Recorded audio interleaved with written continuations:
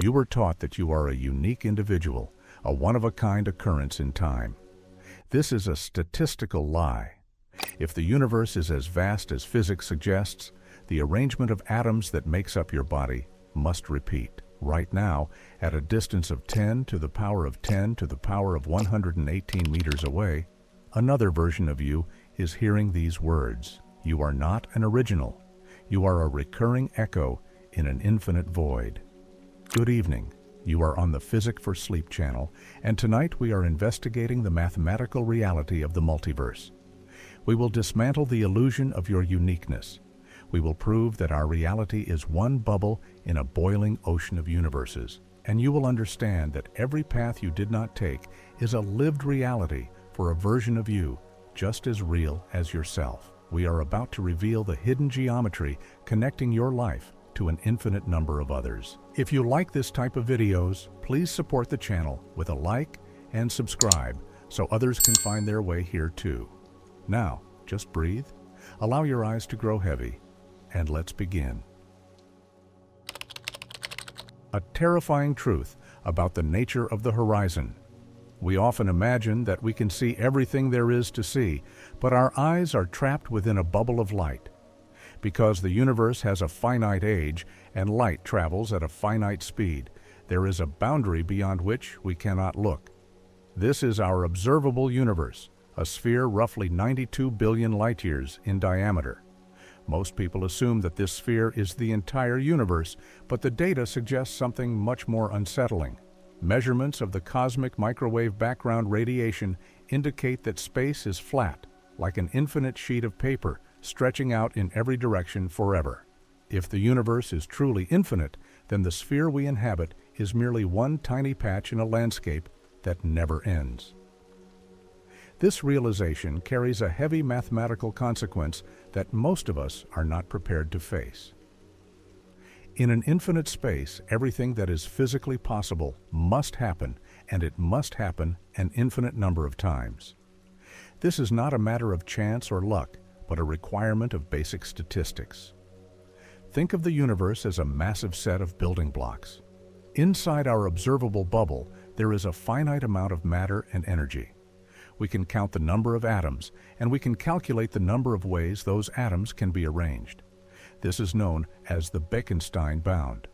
It tells us that any given region of space has a maximum amount of information it can contain.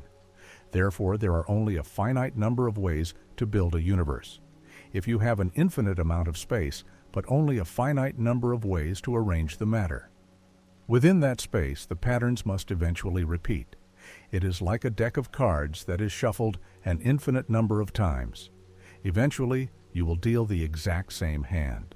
In the context of the cosmos, this means that if you travel far enough through the darkness, you will eventually leave our local bubble and enter another one that looks strikingly familiar. At first, you might find universes where the stars are slightly different or where the Earth never formed. But if you keep going, you will find a region of space that is an exact duplicate of our own.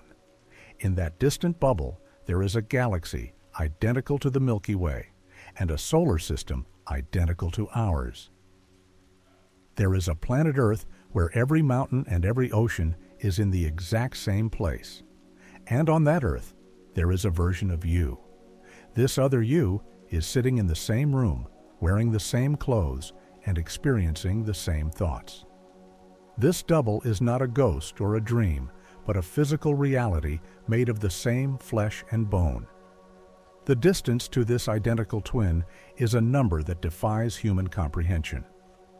Based on the density of matter and the laws of quantum mechanics, the nearest identical copy of you is located at a distance of 10 to the power of 10 to the power of 28 meters away.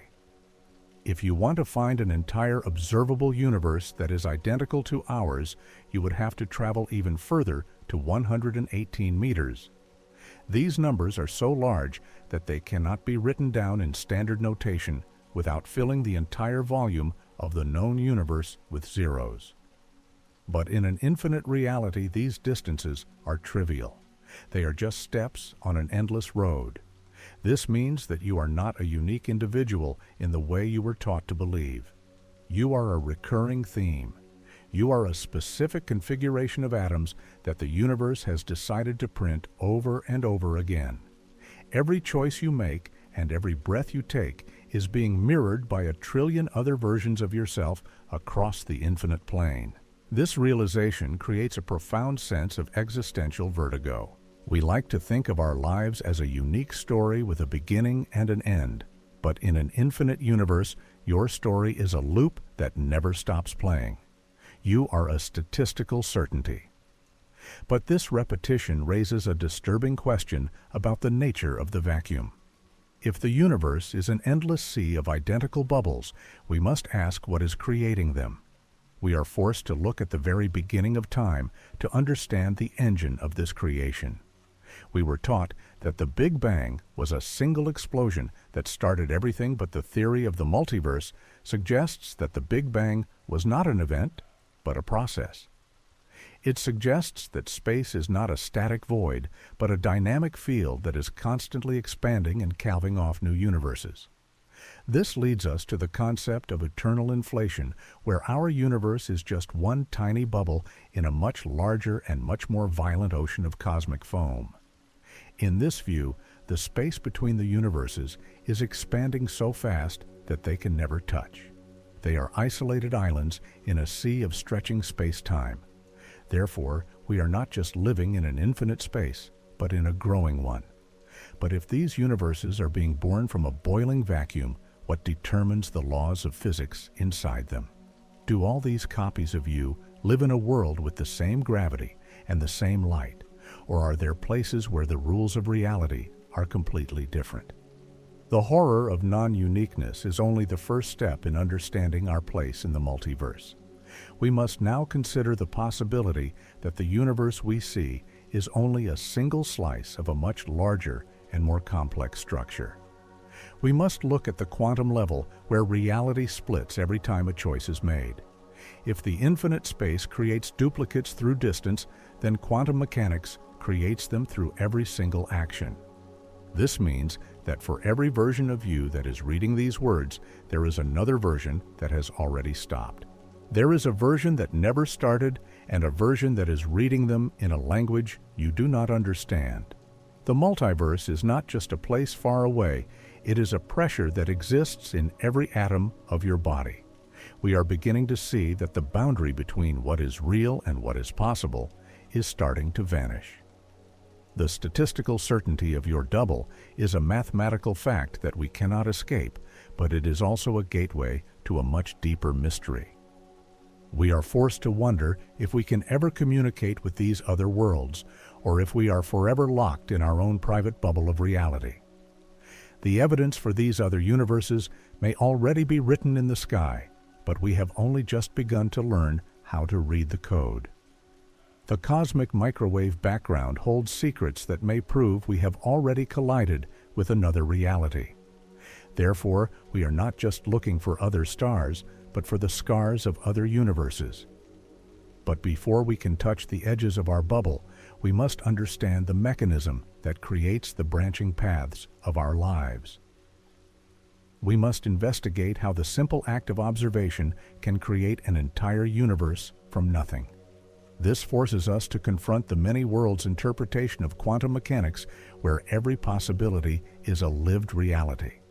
If you have ever wondered what would have happened if you had made a different choice, the answer is that it has already happened. It is happening right now in a physical space that is just as real as the one you are standing in. This is the ultimate extension of the infinite universe. Not only are there infinite copies of you across space, but there are infinite versions of your life unfolding in parallel dimensions. The universe is not a single timeline, but a vast and tangled web of possibilities. We are moving from the horror of the duplicate to the mystery of the branch. This transition requires us to rethink everything we know about cause and effect. If every outcome occurs, then the concept of a single history is an illusion. We are merely drifting through one possible path in a forest of infinite trees. This realization leads us to the next layer of the cosmic mystery. If these worlds are physically real, why are they invisible to our senses, and how does the universe actually generate these identical copies? To understand how the universe generates these identical copies, we must first descend into the strange and counterintuitive world of the very small. We must look at the foundation of reality where the rules of common sense no longer apply. For decades, we were taught that the universe is made of solid objects that exist in definite places. But quantum mechanics has revealed that this is an illusion. At the subatomic level, matter behaves less like a collection of marbles and more like a shimmering ocean of waves. This is the wave function. It is a mathematical description of all the possible states a particle can occupy at any given moment. In our daily lives, we only see one outcome. We see a ball land in one spot or a light switch in one position.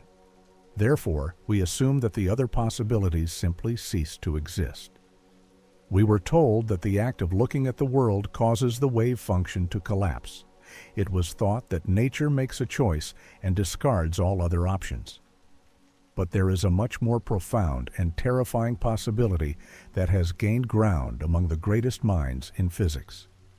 This is the many worlds interpretation. It suggests that the wave function never collapses. It suggests that every time a quantum event has more than one possible outcome, the universe does not choose one. Instead, it realizes all of them. It branches into multiple separate realities. Each reality is just as solid and just as permanent as the one you are currently inhabiting. This means that the universe is not a single story, but a vast and ever-growing library of every possible story that could ever be told. Every time a subatomic particle moves or an atom decays, the entire fabric of space-time splits to accommodate every potential path. This is the engine of the multiverse. It is a machine of infinite creation that functions at every moment and in every location. Therefore, the duplicates we discussed earlier are not just distant echoes in deep space. They are the direct result of the universe refusing to throw away any of its potential. This has staggering implications for your own life and the nature of your identity. We often think of our choices as the defining moments of our existence. We believe that when we make a decision, the other paths vanish into the realm of what might have been. But in a many worlds reality, those other paths are not metaphors. They are physical locations. Every choice you did not make and every path you did not take created a physical universe where those events are currently unfolding. If you decided not to take that dangerous trip, there is a version of you that did. If you chose one career over another, there is a version of you that is currently working in that other field. Every regret you harbor is a lived reality for another version of you. This is not a comforting thought. It is a form of cosmic haunting. It means that you are just one of an infinite number of variations of yourself. You are a single thread in a tapestry that is so large it defies human comprehension. The version of you that is listening to this broadcast is just one possible outcome of a billion different variables. Therefore, your sense of being a unique and solitary individual is a trick of perspective. You are actually a vast and distributed network of lives stretching across the quantum landscape. But if these other worlds are physically real, and if they are occupied by other versions of ourselves, we must confront a glaring contradiction. Why are they invisible to our senses? Why can we not reach out and touch the other versions of our lives? The answer lies in the concept of decoherence. When a quantum system is isolated, it can exist in many states at once. But as soon as it interacts with the world around it, it becomes entangled. This entanglement spreads like a wildfire through the atmosphere. It happens so quickly that we cannot perceive it. This process effectively walls off the different branches from one another. Think of it like a massive building with an infinite number of rooms. Each room is a different universe. The walls between these rooms are made of the decoherence of the wave function. They are not made of brick or stone, but of the very geometry of information. Because the atoms in your body are entangled with the atoms in your specific branch, you are physically incapable of interacting with the atoms in another branch. You are like a ghost passing through a wall without ever knowing the wall is there. The other versions of you are standing in the same space you are in right now, but they are out of phase. They are vibrating on a different frequency. Therefore, you can never meet them, and you can never see them. They are the silent neighbors of your existence. This realization changes the way we look at the empty space around us. It is not empty. It is crowded with the ghosts of everything that could have happened, but did not happen in our specific timeline. We are living in a thick and heavy soup of overlapping realities. But this raises a new and even more disturbing question about the nature of the cosmos. If the universe is constantly branching and creating new worlds, where does the matter and energy for these worlds come from? How can the universe afford to build an infinite number of planets and stars every time a single electron moves? The answer suggests that we must look beyond the quantum world and toward the very beginning of time. We must investigate the mechanism that fueled the first split. We must look at the theory of eternal inflation. This theory suggests that the Big Bang was not a single event that happened once and then stopped. Instead, it suggests that inflation is a permanent state of the cosmos. Our entire observable universe is merely a single bubble that has stopped inflating. But beyond the edges of our vision, the vacuum is still expanding at an exponential rate. It is like a boiling pot of water where bubbles are constantly forming and rising to the surface. Each of these bubbles is a new universe with its own laws of physics and its own history. Therefore, we are not just living in a branching quantum tree, but in a vast and chaotic ocean of cosmic foam. This leads us to a terrifying conclusion.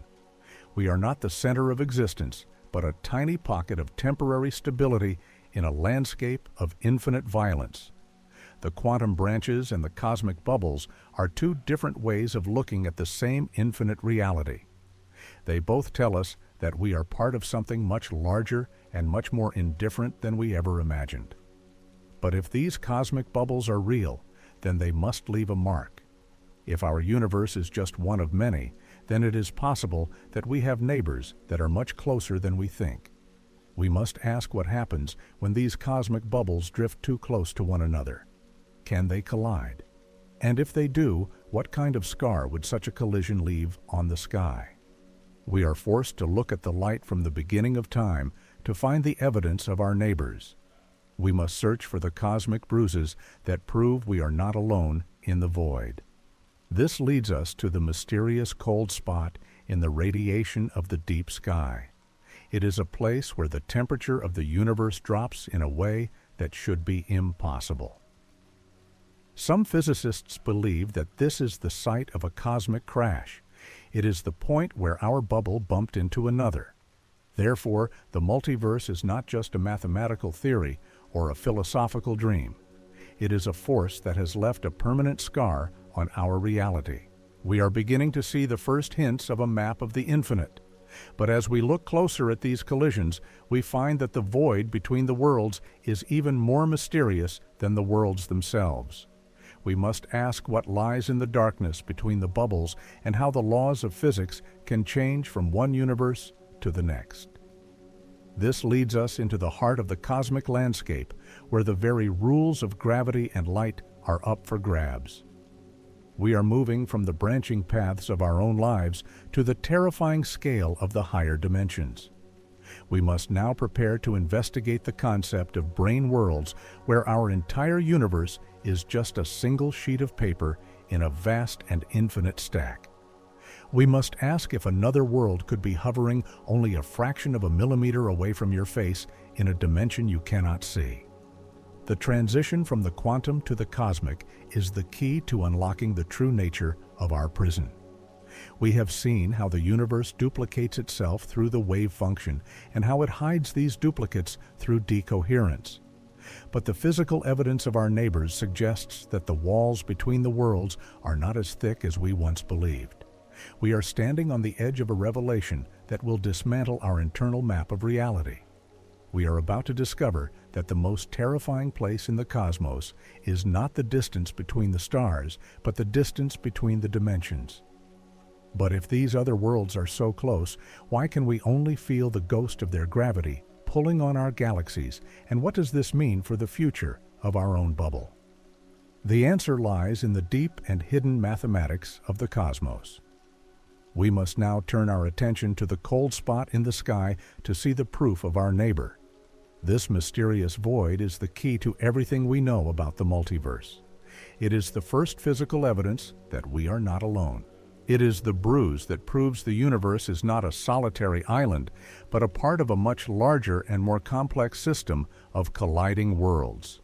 We must now ask if this collision was a random event, or if it is part of a larger pattern that we are only just beginning to understand.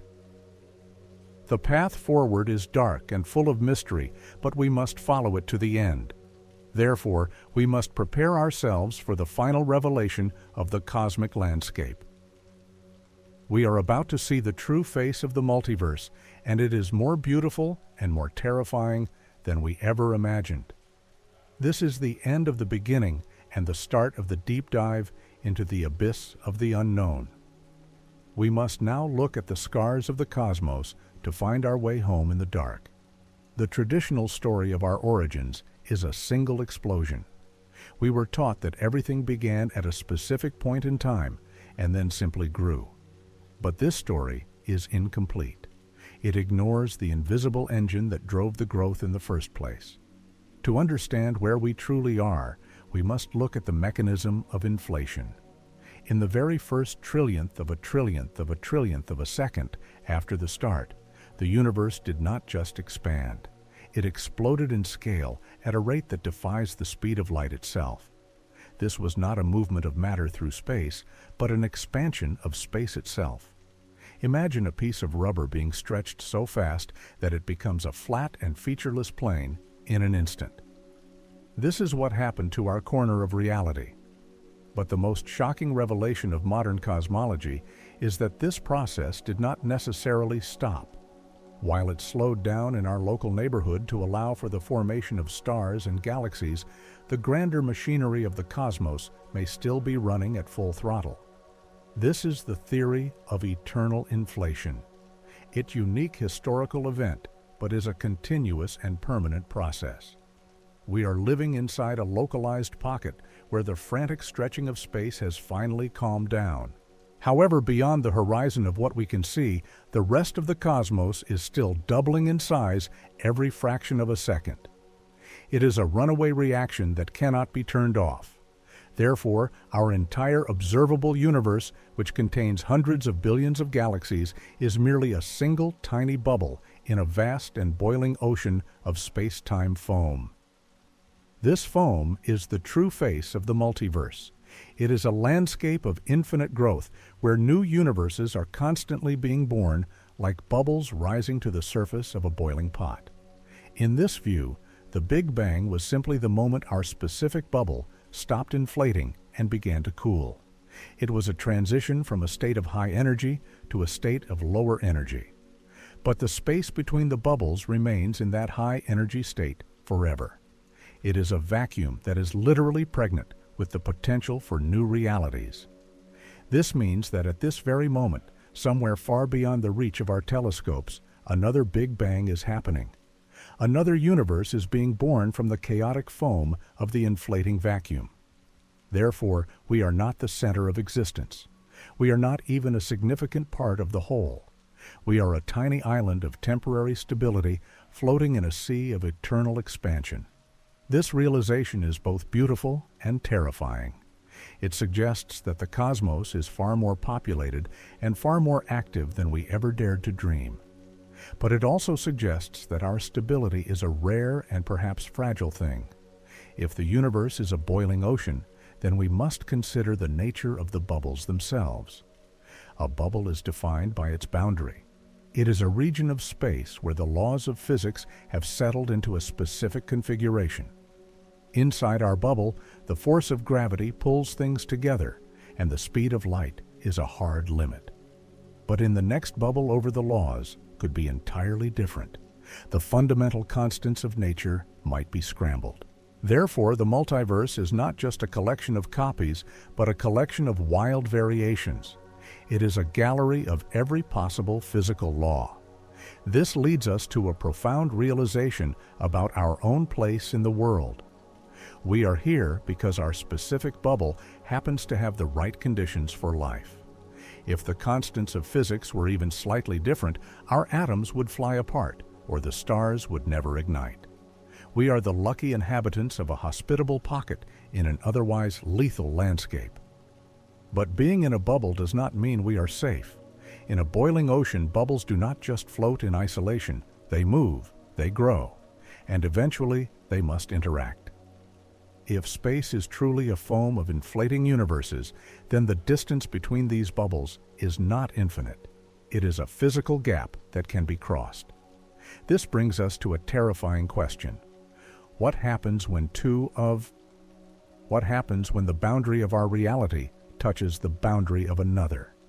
A collision between two universes would not be like a crash between two cars. It would be a fundamental restructuring of the fabric of space itself. It would be a cosmic event of such magnitude that it would leave a permanent mark on the very light of the heavens. Therefore, the study of the multiverse is not just an exercise in theoretical math. It is a search for the scars of our neighbors. We are looking for the evidence that our bubble has been hit by another. This would be the ultimate proof that we are part of a larger system. It would be the smoking gun of eternal inflation. But to find these scars, we must look back to the very beginning. We must examine the oldest light in the universe. This is the cosmic microwave background radiation. It is the afterglow of the Big Bang. It is a snapshot of the universe when it was only 380,000 years old. If a collision occurred in our distant past, it would have left a signature in this light. It would appear as a distortion or a temperature anomaly that cannot be explained by our local physics. This is why astronomers are obsessed with the fine details of the sky. They are looking for the cosmic bruise. They are searching for the point of contact where our reality was touched by something from the outside. This search has led us to a mysterious region of the sky that defies all explanation. It is a place where the universe is colder and emptier than it should be. It is a void so large and so strange that it challenges our entire understanding of how the cosmos formed. Some believe this is the footprint of another universe. It is the mark of a collision that happened billions of years ago. Therefore, the multiverse may not be hidden in the math of extra dimensions or the branches of quantum mechanics. It may be written in the stars for everyone to see. But if this cold spot is truly a cosmic bruise, it raises an even more haunting possibility. If we have collided with another universe in the past, what is to stop it from happening again? And what lies in the dark and empty void between these colliding worlds? We are forced to confront the idea that our universe is not a closed system. It is an open frontier that is subject to the influence of external forces. This leads us to the next stage of our journey. We must look at the mysterious tug of the dark flow. We must investigate the forces that are pulling on our entire galaxy cluster from beyond the horizon. We are beginning to see that static bubbles. It is a dynamic and interactive system where the ghost of one reality can be felt in another. We are moving from the theory of inflation to the reality of cosmic interaction. The bubbles are not alone. They are part of a larger structure that we are only beginning to map. And as we map this structure, we find that the boundaries of our world are far more porous than we ever imagined. The next chapter of our story will take us into the heart of this mystery. We will look at the dark flow and the unseen giants that are pulling on our universe from the dark. We will ask if our reality is being manipulated by neighbors we cannot see. The transition is inevitable. We have seen the foam. Now we must look at the currents that move the bubbles. Let us descend further into the darkness of the cosmic ocean. To truly grasp the scale of this boiling ocean, we must visualize the inflattened field.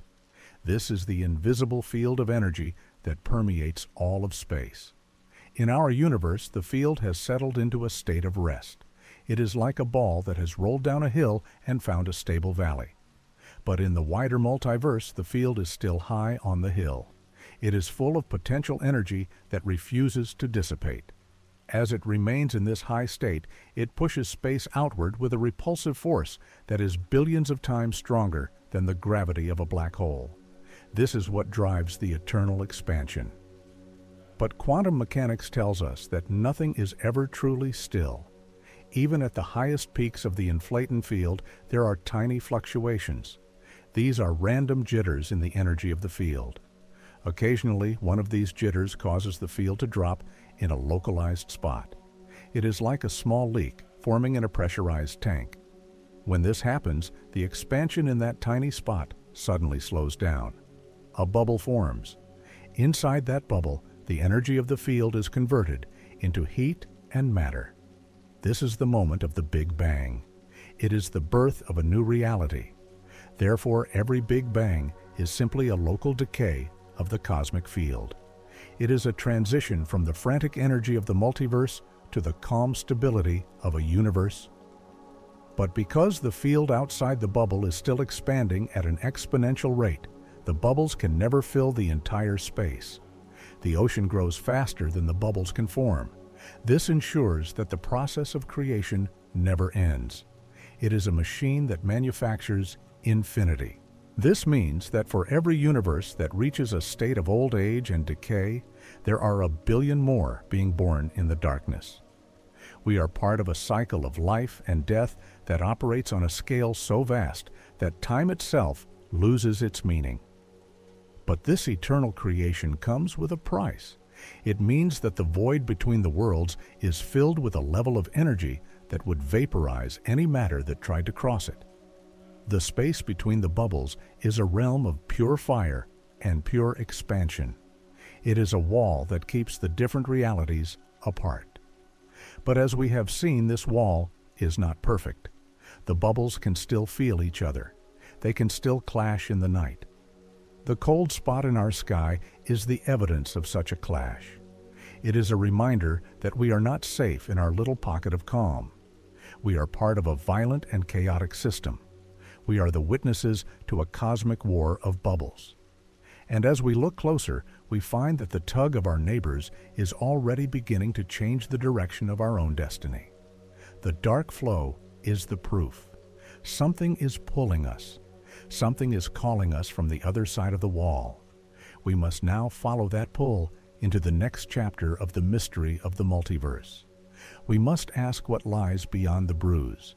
We must ask if we are moving toward a final collision that will end our world, or if we are merely drifting in a current we cannot understand. The foam is boiling and the bubbles are moving. The story of our universe is just one sentence in a book that never ends.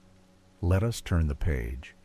To find the truth of our origin, we must look at the oldest light in existence, a ghost of a photograph taken when the universe. At that moment, the fog of the Big Bang cleared and light was finally able to travel through space. This light has been traveling for billions of years, and it carries the imprint of everything that happened in the first moments of creation. If you were to look at a map of this light, you would see a sea of tiny fluctuations in temperature. Most of these are perfectly normal. They are the seeds of the galaxies we see today. But in the southern hemisphere of the sky, there is something that should not be there. Astronomers call it the cold spot. It is a region of space that is significantly colder than its surroundings, and it is far larger than any statistical model can explain. To understand the scale of this anomaly, imagine looking at a vast desert where every grain of sand is exactly the same temperature. Then suddenly you find a patch of ice the size of a city. This is the cold spot. It is a massive hole in the thermal map of our reality.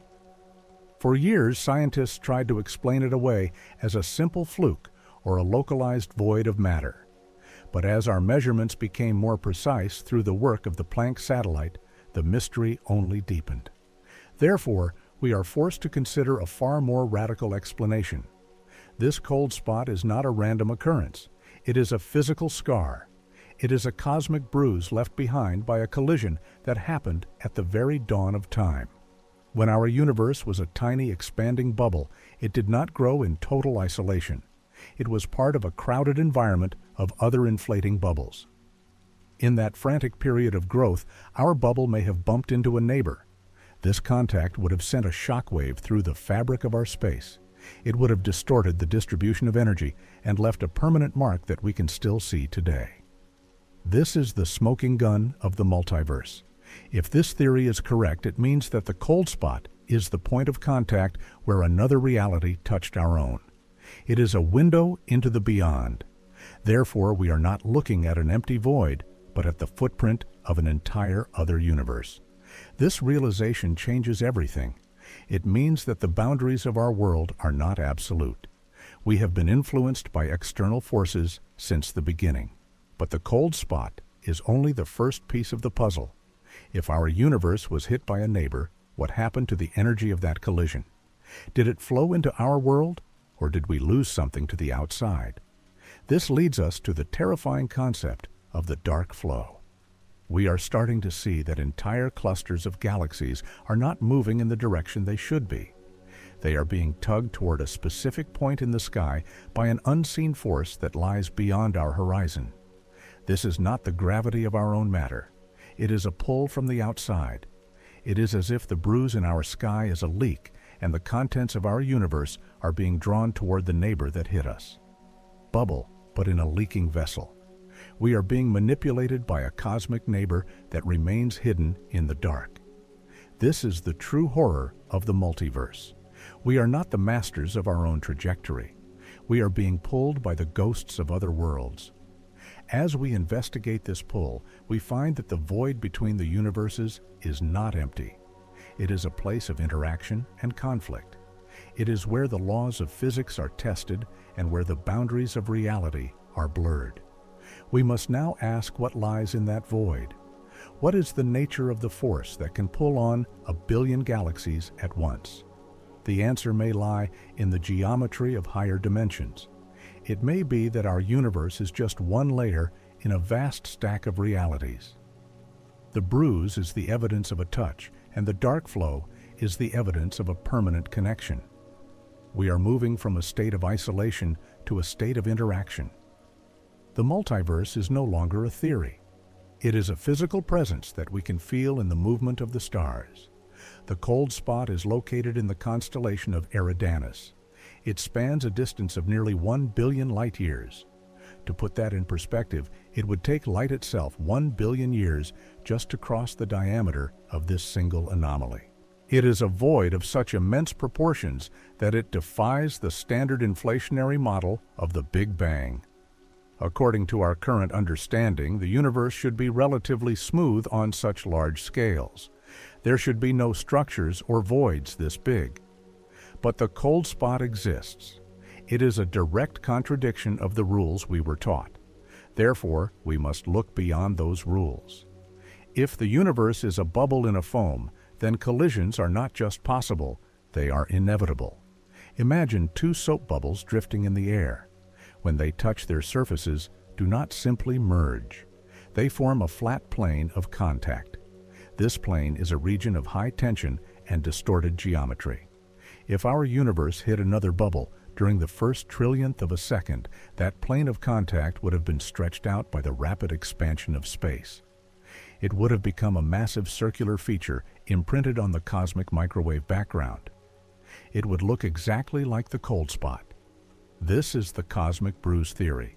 It suggests that our universe is not a lone survivor, but a participant in a larger cosmic dance. We are the result of a collision. This means that the physics of our world might have been altered by the presence of another. Perhaps the reason gravity is so weak compared to the other forces of nature is because it is leaking into the neighbor that hit us.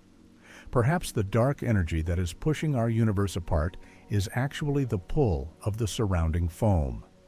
Every mystery we face in modern physics might be a symptom of our membership in the multiverse. The cold spot is the first tangible piece of a scar that tells a story of a violent birth. But if we were hit once, we can be hit again. The multiverse is a dynamic and evolving system. Bubbles are constantly forming and growing and colliding. We are living in a temporary pocket of stability, but the ocean around us is boiling. The realization that our universe has a physical boundary that has been touched by another is both humbling and terrifying. It strips away the last remnants of our cosmic centralism. We are not the only ones. We are not even the only universe. We are just one of many. And we are close enough to our neighbors to feel their touch. This leads us to the question of what lies in the space between the bubbles. If we are in a bubble, what is the fluid that makes up the foam? Some physicists believe this is a higher dimensional space called the bulk. It is a realm of 5 or more dimensions where our entire 3-dimensional universe is just a thin membrane. In this view, the collision that created the cold spot was the result of 2 membranes drifting together in the higher dimensions. This would mean that the other universe is not far away in the sense of distance, but is right next to us in a direction we cannot see. It is hovering just a fraction of a millimeter away in the 4th or 5th dimension. We cannot see it because our light is trapped on the surface of our membrane. But we can feel its gravity. We can feel its pull. This is what we call dark flow. It is the gravitational ghost of a neighboring world. Therefore, the mystery of the cold spot is the gateway to a much larger understanding of reality. It is the proof that we are part of a multidimensional structure. We are beginning to map the contours of this structure by looking at the anomalies in our own sky. We are using the light of the Big Bang to look through the walls of our universe. We are searching for more bruises and more leaks. Every new discovery confirms the same truth. The universe is much bigger than we thought. It is much more complex, and it is much more connected. We are not a closed system. We are an open frontier. The cold spot is a warning and a promise. It is a warning that our reality is fragile and subject to external forces. But it is also a promise that there is more to discover. There are other worlds with other laws and other histories. We are just beginning to learn how to see them.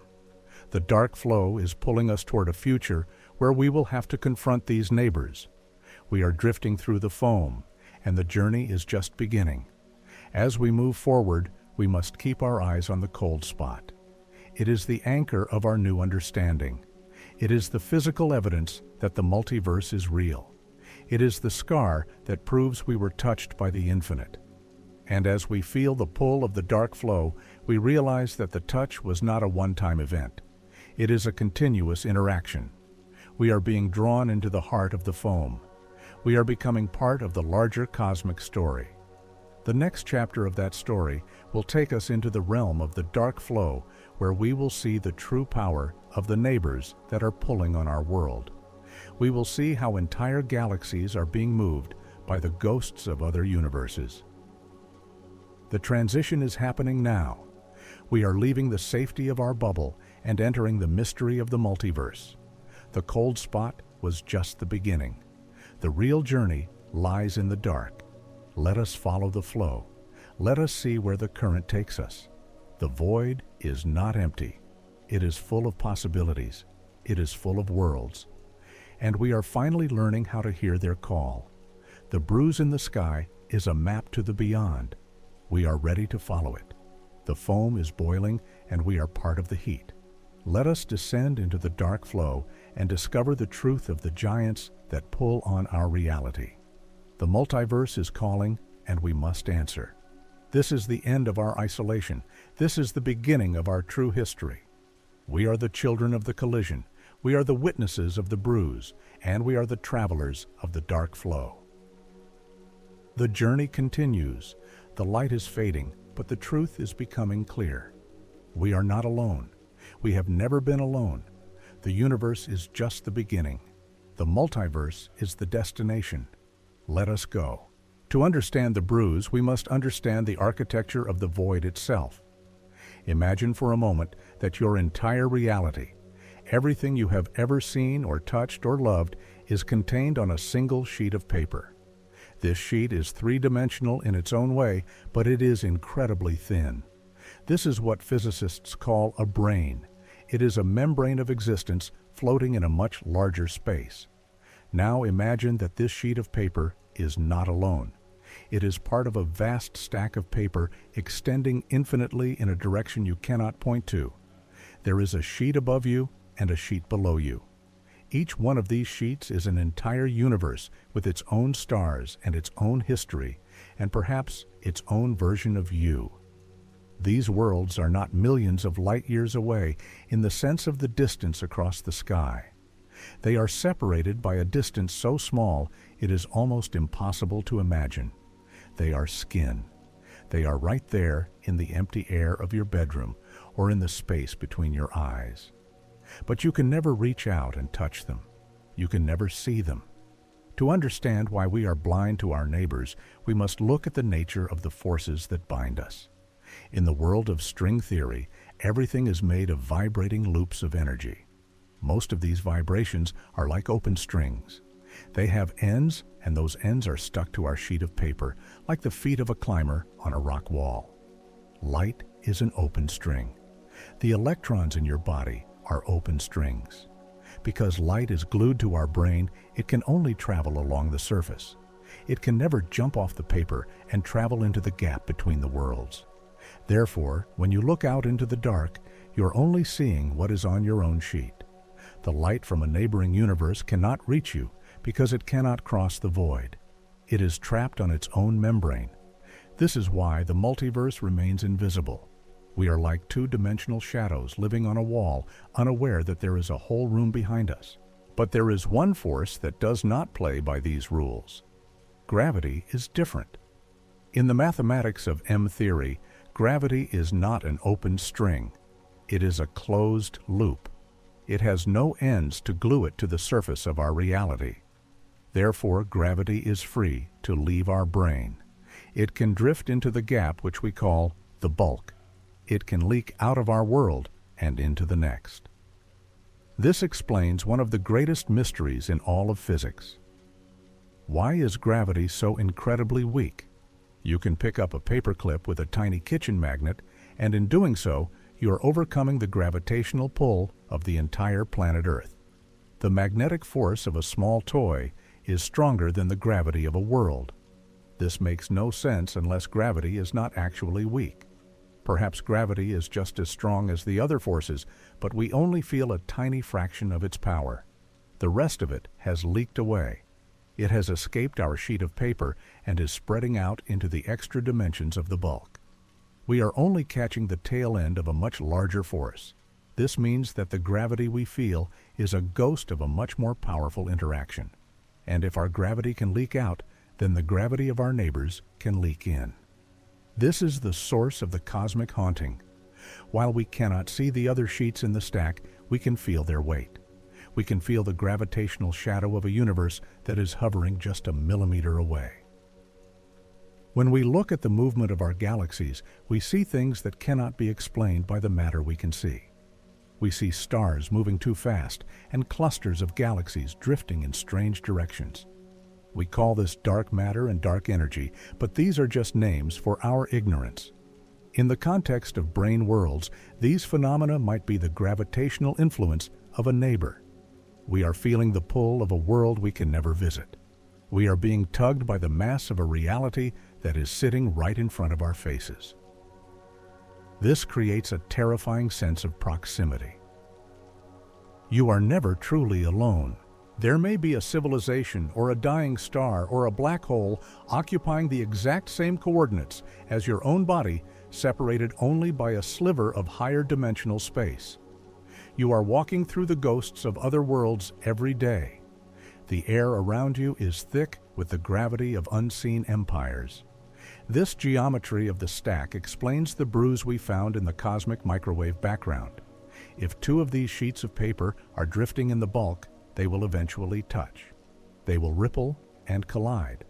The impact would be catastrophic on a cosmic scale, but it would also be subtle. It would leave a mark on the distribution of energy. It would create a cold spot. Therefore, the bruise is not just a mark of a past event, but a proof of our current position. We are a membrane in a crowd.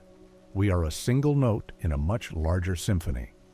But as we look deeper into this stack, we realize that the interaction is not just a matter of static gravity. The sheets are moving, they are flowing, and this movement is creating a current that is pulling on everything we know. We are not just hovering in the bulk, we are being swept away by it. This leads us to a phenomenon that challenges the very foundation of our cosmic map. If we are being pulled by a neighbor, where is that neighbor taking us? If the gravity of another world is strong enough to move our galaxies, what does that mean for the future of our bubble? We are starting to see the evidence of this movement in the way the furthest objects in the sky are behaving.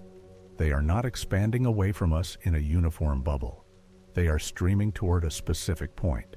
They are following a trail. This is the dark flow. It is the river of the multiverse. And to understand it, we must look beyond the geometry of the stack and into the heart of the forces that govern the movement of the brains themselves. We must ask what happens when the sheets do more than just touch. What happens when they begin to merge, or when one pulls the other into the abyss? The proximity of these worlds is not a comfort. It is a source of instability. We are living on a thin surface, and the wind of the bulk is starting to blow. Therefore, our understanding of space must change. We are not in a void. We are in a crowded room, and we are just now starting to feel the shoulders of the people next to us. The ghost of gravity is the only sense we have that can perceive the truth. It is our sixth sense for the multiverse, and it is telling us that something massive is waiting just beyond the reach of our light.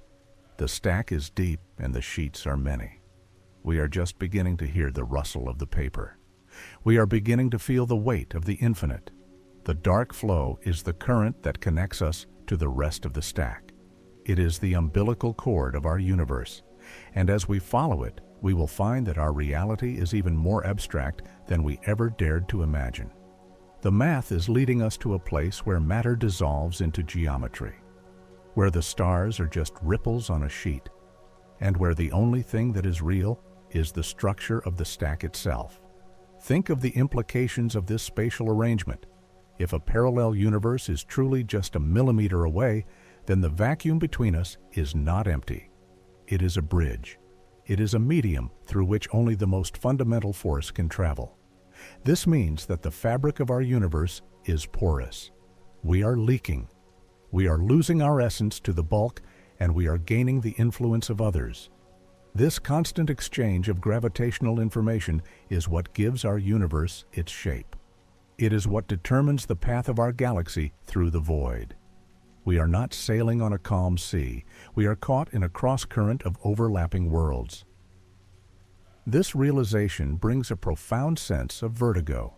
It means that the ground beneath your feet is not solid in the way you think it is. It is a thin vibration in a higher dimensional space. The walls of your house are not barriers. They are just patterns on a membrane that is being buffeted by the gravity of unseen giants. This is the reality of the brain world.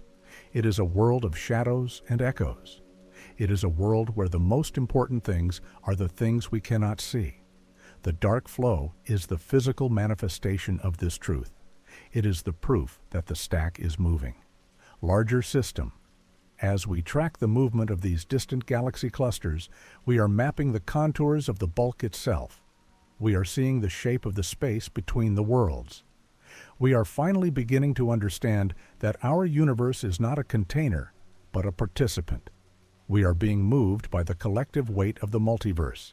And as we move closer to the source of that pull, we must prepare ourselves for what we might find. The dark flow is not just a random drift. It is a destination. It is a point where the brains are converging. It is a place where the sheets of paper are coming together.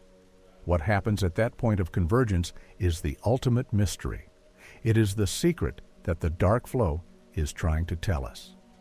It is the reason we must keep looking into the dark. We must follow the current to its end.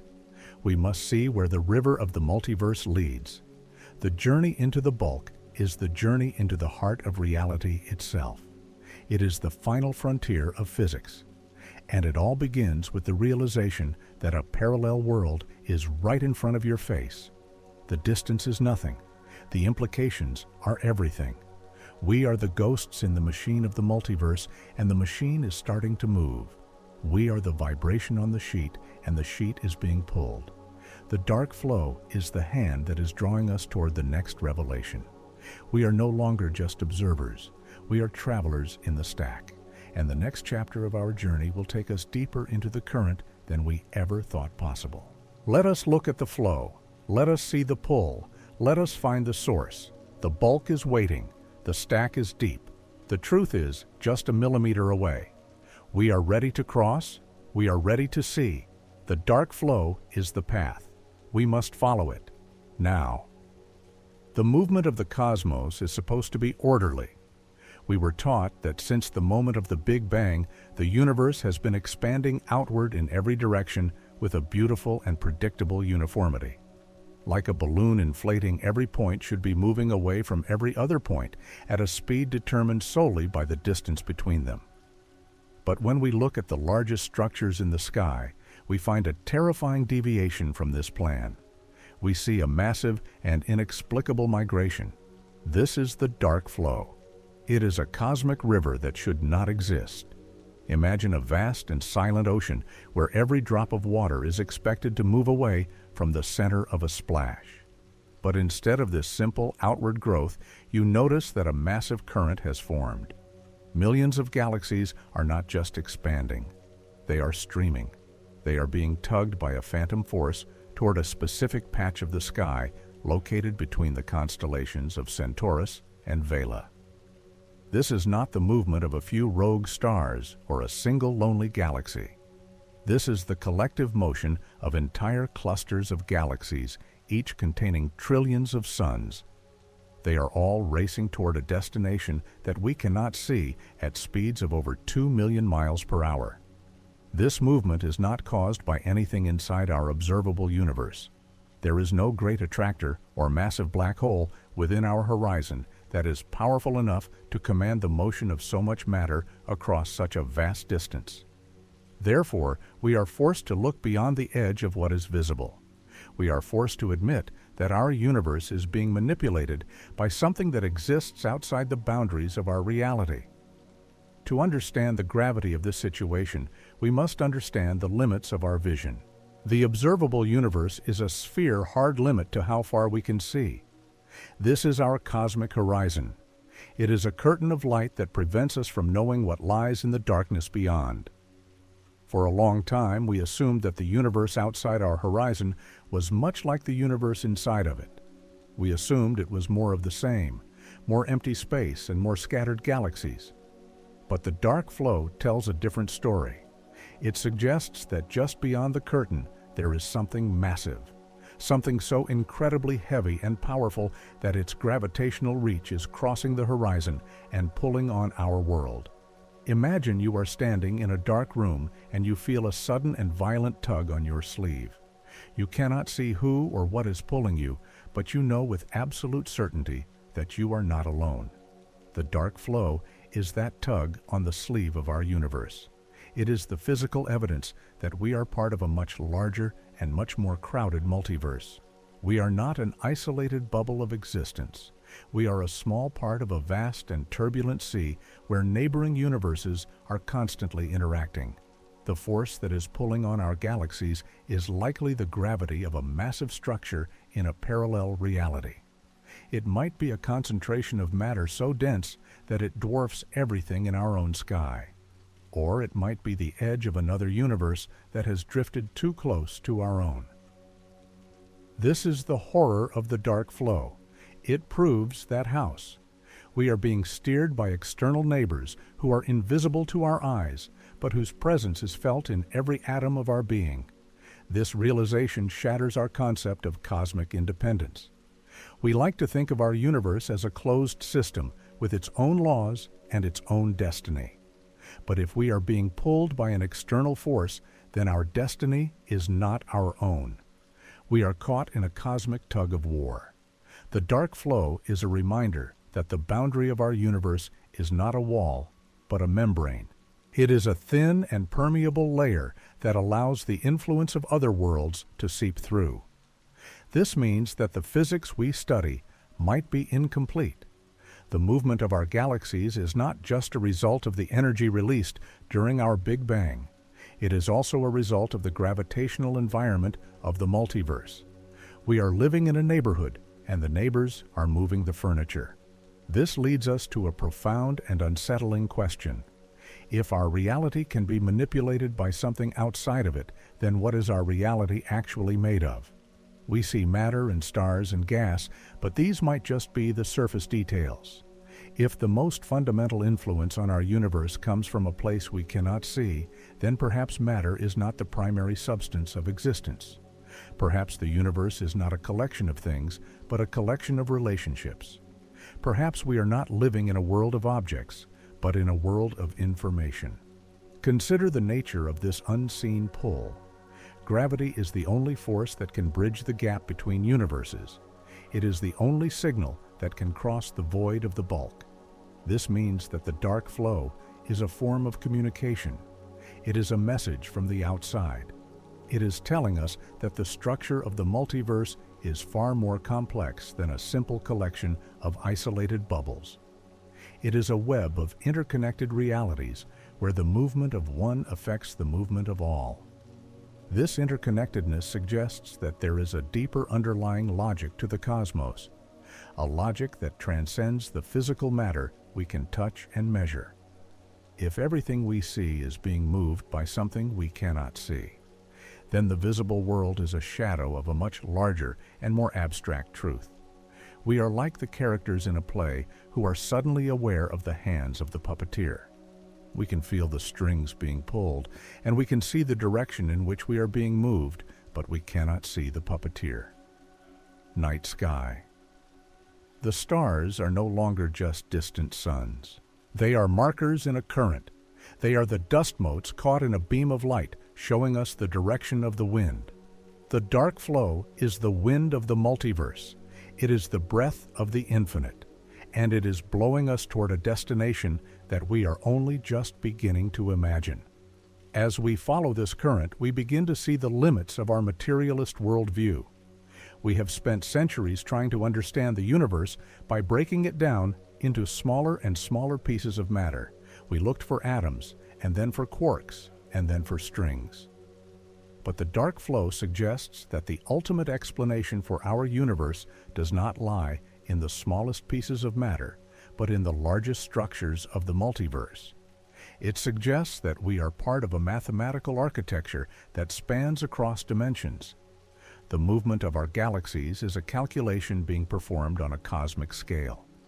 We are the variables in an equation that is being solved by the geometry of space-time. This brings us to the edge of a new understanding. If the universe is being guided by an external and abstract force, then perhaps the universe itself is an abstract entity. Perhaps the matter we see is just a manifestation of a deeper mathematical structure. This is the bridge between the physical and the logical.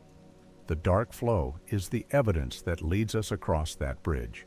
It forces us to look past the stars and the galaxies and to see the invisible lines of force that hold everything together. It forces us to ask if the universe is made of matter or if it is made of math. The pull of the dark flow is not just a physical phenomenon. It is an intellectual provocation. It is a challenge to our understanding of what it means for something to be real. We are being tugged toward the unknown. We are being pulled toward a revelation that will redefine our place in the cosmos. The dark flow is the path, and the path is leading us away from the world of things and into the world of structures. It is leading us toward the idea that our universe is a single instance of a mathematical possibility. Every galaxy cluster that streams toward the horizon is a testament to the power of the unseen. Every mile per hour of that mysterious velocity is a step toward a deeper truth.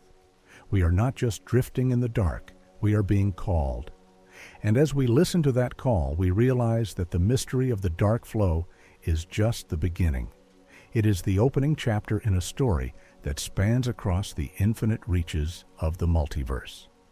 The tug on our sleeve is a sign that there is more to see and more to understand. It is a promise that life and energy and structure and we are just now finding the courage to look into the abyss and see what is looking back at us. The journey into the dark flow is the journey into the heart of the multiverse. It is the final realization that we are not alone, and we are not stationary. We are moving, we are flowing, and the source of that flow is the key to everything. This leads us to the most radical hypothesis of all. If the universe is guided by an abstract structure, then perhaps the universe is nothing more than that structure. Perhaps we are living inside a living equation. This is the mathematical universe, and it is where our journey takes us next. To find the source of the flow, we must look at the logic of the code. We must see the numbers behind the stars. The stream is carrying us toward a reality where the physical world is just a surface layer, a thin skin over a body of pure logic. The dark flow is the evidence that the skin is being pulled. It is the proof that the body beneath is what truly matters. We are moving from the world of matter to the world of math. This is the transformation of our understanding. This is the end of the material dream. We are awakening to a cosmos that is much more beautiful and much more terrifying than we ever imagined. The current is strong, and it is taking us home to the mathematical heart of all things. The specific patch of the sky is not just a random coordinate. It is a gateway to the outside. It is the point where our bubble is most vulnerable to the influence of the neighbors. By studying this region, we are not just looking at stars, we are looking at the seams of our reality. We are looking at the place where our universe begins to blend into the next. The dark flow is the thread that leads us out of the labyrinth of matter and into the light of pure mathematical form. We follow the pull, we follow the logic, we follow the flow into the infinite. This is the truth. The pull is real. The flow is our destiny. The math is the soul of the cosmos. Our journey continues into the numbers. The stars are only the beginning. The equation is the end. Let us look at the code. The pull of the dark flow forces us to confront a possibility that feels like a betrayal of our senses.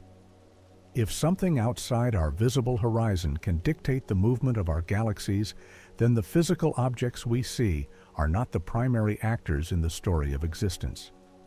We have always viewed mathematics as a tool, a language invented by humans to count apples or calculate the trajectory of a falling stone. But what if we have it backwards? What if mathematics is not the language we use to describe the world, but the very material from which the world is built? This is the mathematical universe hypothesis. It suggests that there is no difference between a mathematical structure and a physical universe. They are the exact same thing. To understand this, you must first strip away your human perspective. Imagine the universe without any people to observe it. In this empty void, there is no such thing as the color blue. There is no such thing as the smell of rain or the feeling of heat. These are just labels that our brains apply to physical events. Without us, the color blue is just a specific frequency of electromagnetic radiation. The smell of rain is just a collection of molecules. Heat is just the kinetic energy of atoms.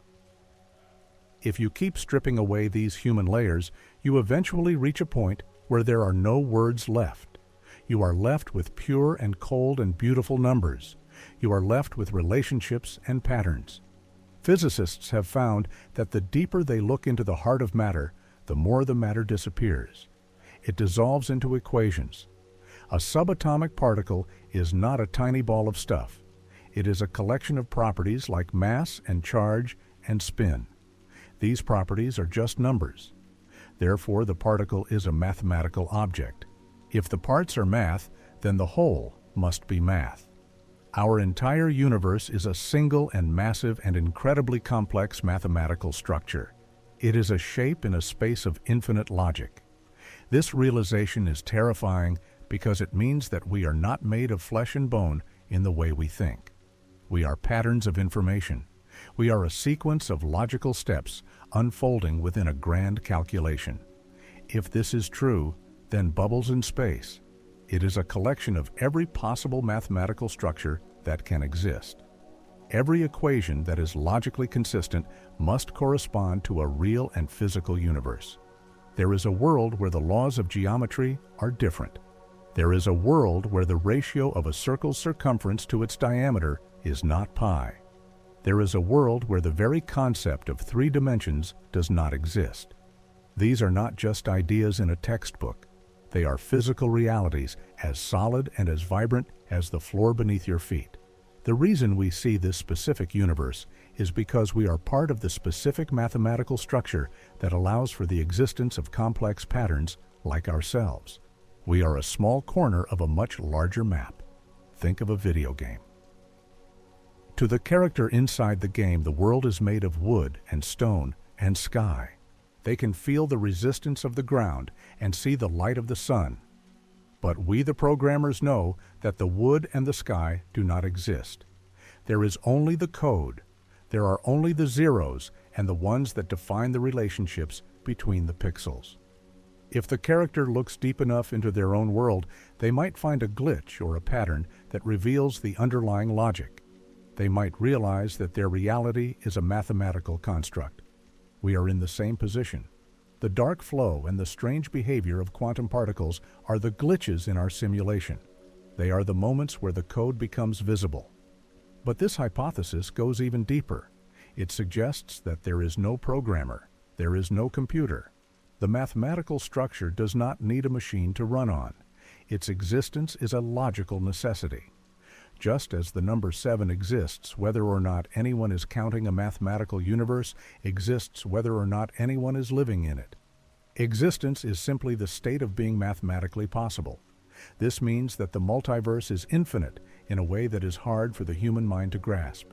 It is not just infinite in size, but infinite in variety. Every possible way that logic can be organized is a universe. There are universes where time flows backward. There are universes where every atom is the size of a star. There are universes where the very idea of an atom is a logical impossibility. We are living in a rare and fragile island of stability within this ocean of infinite logic. We are the result of a specific set of numbers that happen to be compatible with life. But this brings us to a haunting conclusion. If we are just a mathematical structure, then what is the difference between a real person and a mathematical description of a person? If I could write down a perfect equation that described every atom and every thought in your body, would that equation be you? According to this theory, the answer is yes. The description and the thing are the same. You are a self-aware piece of a larger calculation. Your consciousness is the way that the math feels from the inside. This dissolves the boundary between the mind and the world. We are not observers looking at a universe. We are the universe observing itself through the lens of logic. The physical world is a shadow cast by the light of pure mathematics. The depth you see and the time you feel are just properties of the structure. They are the way the equation is folded. This perspective changes everything. It means that death is not the end of a story, but the completion of a pattern. It means that your identity is not tied to a single body, but to a specific logical sequence that exists eternally in the space of all possible math. You are a fundamental part of the architecture of reality. But if every possible mathematical structure exists, why do we find ourselves in this one? Why are the laws of physics so perfectly tuned to allow for stars and planets and people? If the multiverse is a random collection of every possible equation, then most of those equations should result in chaos. Most universes should be nothing more than a static noise of numbers incapable of forming even a single molecule. Yet here we are in a world of exquisite order and complexity. This is the great mystery that the mathematical universe poses. It suggests that there is a deeper principle at work, a principle that selects which structures are realized and which are left in the dark. Or perhaps it suggests that our presence here is not a mystery at all, but a statistical inevitability. In an infinite sea of math, even the most unlikely patterns must eventually emerge. We are the lucky winners of a cosmic lottery that has been running for an eternity. But to truly understand how these numbers are chosen, we must look at the specific mechanics of how space and time are folded. We must move from the abstract world of pure math into the physical landscape where these equations take shape. We must investigate the hidden dimensions and the vibrating strings that define the boundaries of our specific reality.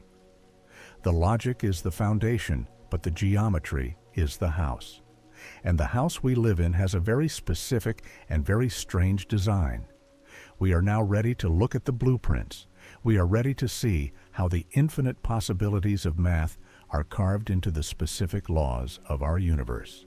This leads us to the landscape of string theory. It is the place where the abstract becomes concrete. It is the place where we find the answer to why our world looks the way it does. The mathematical universe has shown us that everything is possible. Now we must find out why this specific possibility became our home. The transition from pure logic to physical law is the next step in our descent. We are leaving the world of pure numbers and entering the world of the landscape. This is where the folding happens. This is where the dimensions are curled and the forces are born. The math is calling us deeper. It is time to see the shape of the code. We must consider the terrifying density of this information. If every point in space is a mathematical coordinate, then the void is not empty, but overflowing with data. Every cubic centimeter of the vacuum contains more information than all the libraries on Earth. We are swimming in a sea of logic so deep that we can only perceive the very surface. The dark flow is a ripple on that surface. It is the sign of a massive current moving beneath us. We are being pulled toward the realization that our universe is just one solution to an infinite set of equations. The beauty of the stars is the beauty of a solved problem. The heat of the sun is the energy of a logical consistency. We are the witnesses to the majesty of the numbers. As we move forward, we must keep this perspective in mind. The physical is the temporary. The mathematical is the eternal. We are the bridge between the two. Our thoughts are the moments where the math becomes aware. Our lives are the ways the numbers experience their own existence. This is the ultimate unity. This is the secret of the multiverse. We are the math, and the math is us. Now we must ask what happens when the math is stretched to its breaking point. What happens when the equations allow for 10 to the power of 500 different worlds? We are entering the landscape. We are finding our place in the infinite. Let us go. If the universe is a mathematical structure, we must ask how that math manifests in the physical world. For decades, physicists have sought a single equation to describe everything. They wanted a simple and elegant formula that could fit on a t-shirt. But instead of a single answer, they found a landscape. This is the world of string theory. It suggests that if you could zoom in past the atoms and past the subatomic particles, you would find something unexpected. You would not find solid matter. You would find tiny and vibrating loops of energy. These are the strings. They are the fundamental building blocks of reality. Everything you see and touch is made of these strings. The wood of your chair and the air in your lungs and the light from the distant stars are all just different notes played on a cosmic guitar. But for these strings to vibrate in the way that creates our world, they require more than the 3 dimensions of space we can see. They require 10 or even 11 dimensions. This sounds like science fiction, but it is a mathematical necessity. Without these extra dimensions, the equations of string theory fall apart into absolute nonsense. Therefore, we must ask where these extra dimensions are hiding. They are not out there in the distance. They are right here. They are curled up into shapes so small that they exist at the Planck length, the smallest possible scale of reality. Imagine a garden hose stretched across a vast and green lawn. From a distance, the hose looks like a one-dimensional line. It has length, but no thickness. But to an ant crawling on the surface of that hose, the world is two-dimensional. The precision of our universe is not merely a scientific curiosity. It is a mathematical haunting that forces us to question the very nature of our reality. When we look at the fundamental constants that govern the behavior of matter and energy, we find ourselves standing on a razor-thin ledge. Consider the strength of gravity. If the gravitational constant were just a fraction stronger, the early universe would have been too efficient at pulling itself together. Every star would have been a massive and short-lived giant, burning through its fuel in a few million years and collapsing into a black hole before life had any chance to emerge. If gravity were slightly weaker, the gas clouds of the early cosmos would never have achieved the density required to ignite. The universe would be a dark and expanding graveyard of cold hydrogen, devoid of light and warmth, and the heavy elements required to build a human heart. Therefore, we live in a universe that is balanced with an impossible level of care. But gravity is only the beginning of this mystery. We must also look at the strong nuclear force, the invisible glue that binds protons and neutrons together inside the nucleus of an atom. If this force were only 2% stronger, the universe would be devoid of hydrogen. All the hydrogen would have fused into helium during the first few minutes of the Big Bang. Without hydrogen, there would be no water and no long-lived stars like our Sun. If the strong force were slightly weaker, atoms more complex than hydrogen would be unable to hold themselves together. The periodic table would consist of only one element. There would be no carbon, no oxygen, and no complexity. We would be living in a universe of simple and lonely particles. This level of fine-tuning extends to the very expansion of space itself. The cosmological constant, which describes the energy density of empty space, is perhaps the most precise number in all of physics. If this value were larger by even 1 part in 10 to the power of 120, the universe would have blown itself apart before the first galaxy could form. Space would have expanded so violently that matter would never have been able to touch. We are talking about a precision so vast that it is equivalent to throwing a dart from one side of the observable universe and hitting a target the size of an atom on the other side.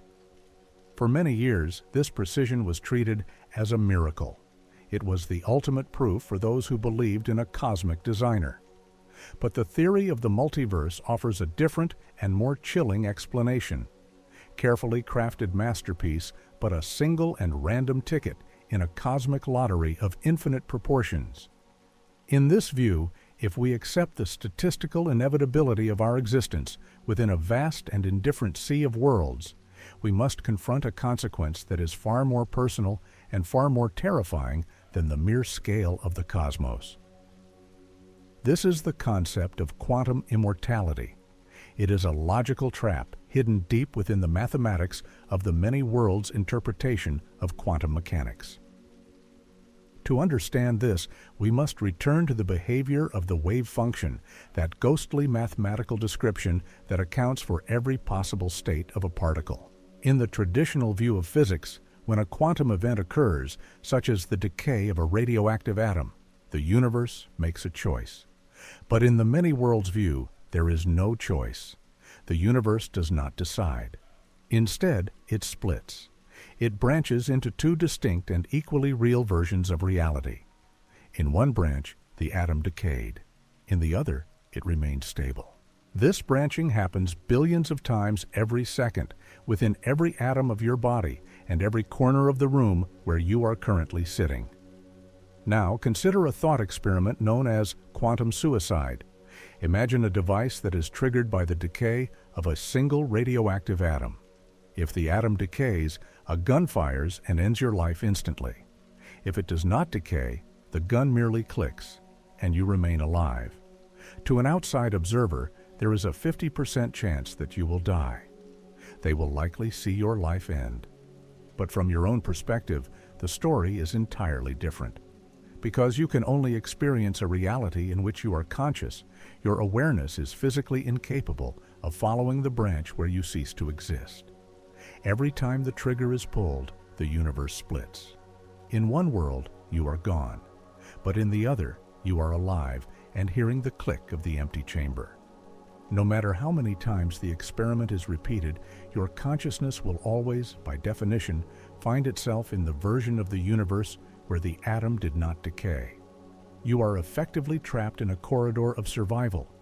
This is not a matter of luck or divine intervention. It is a mathematical necessity of the wave function. You are a passenger on a train that can only travel on tracks that remain intact. Every choice you have ever made, every accident you have narrowly avoided, and every illness you have survived has created a graveyard of alternative selves. There are millions of versions of you that did not make it past childhood. There are versions of you that died in car accidents yesterday or who succumbed to a silent heart attack in their sleep an hour ago. To the people in those universes, you are a memory. You are a name on a headstone or a fading photograph on a mantelpiece. But you, the version of you that is hearing these words right now, are the survivor. You are the specific thread of consciousness that has successfully navigated the labyrinth of lethal possibilities. This suggests a form of immortality that is both profound and deeply unsettling. It implies that from your own point of view, you can never truly die. As you age and as the systems of your body begin to fail, the universe will continue to branch. There will always be a path, however statistically unlikely, where a medical breakthrough occurs, or where a random quantum fluctuation keeps your heart beating for one more second. You might find yourself becoming the oldest human being who has ever lived, watching everyone you love pass away, while you remain anchored to existence by the sheer impossibility of experiencing your own non-existence. You are a witness to a world that keeps going, even as the odds of your survival drop toward zero. This is the isolation of the quantum observer. You are the hero of your own infinite story, but it is a story that may eventually lead you into a reality where you are a biological anomaly, a ghost in a machine that refuses to turn off. The implications of this quantum branching reach far beyond the laboratory or the theoretical chalkboard. It suggests that the reality you perceive is merely a thin sliver. Think of your life as a single path through a dense and infinite forest. Every time you come to a fork in the road, you do not simply choose one way or the other. Instead, the forest itself duplicates. Two versions of the forest now exist, and two versions of you continue the journey. This means that the total number of versions of you is growing at an exponential rate, doubling and redoubling with every passing nanosecond. This is the reality of the universal wave function. It is a mathematical object of such immense complexity that it contains every possible history and every possible future within its folds.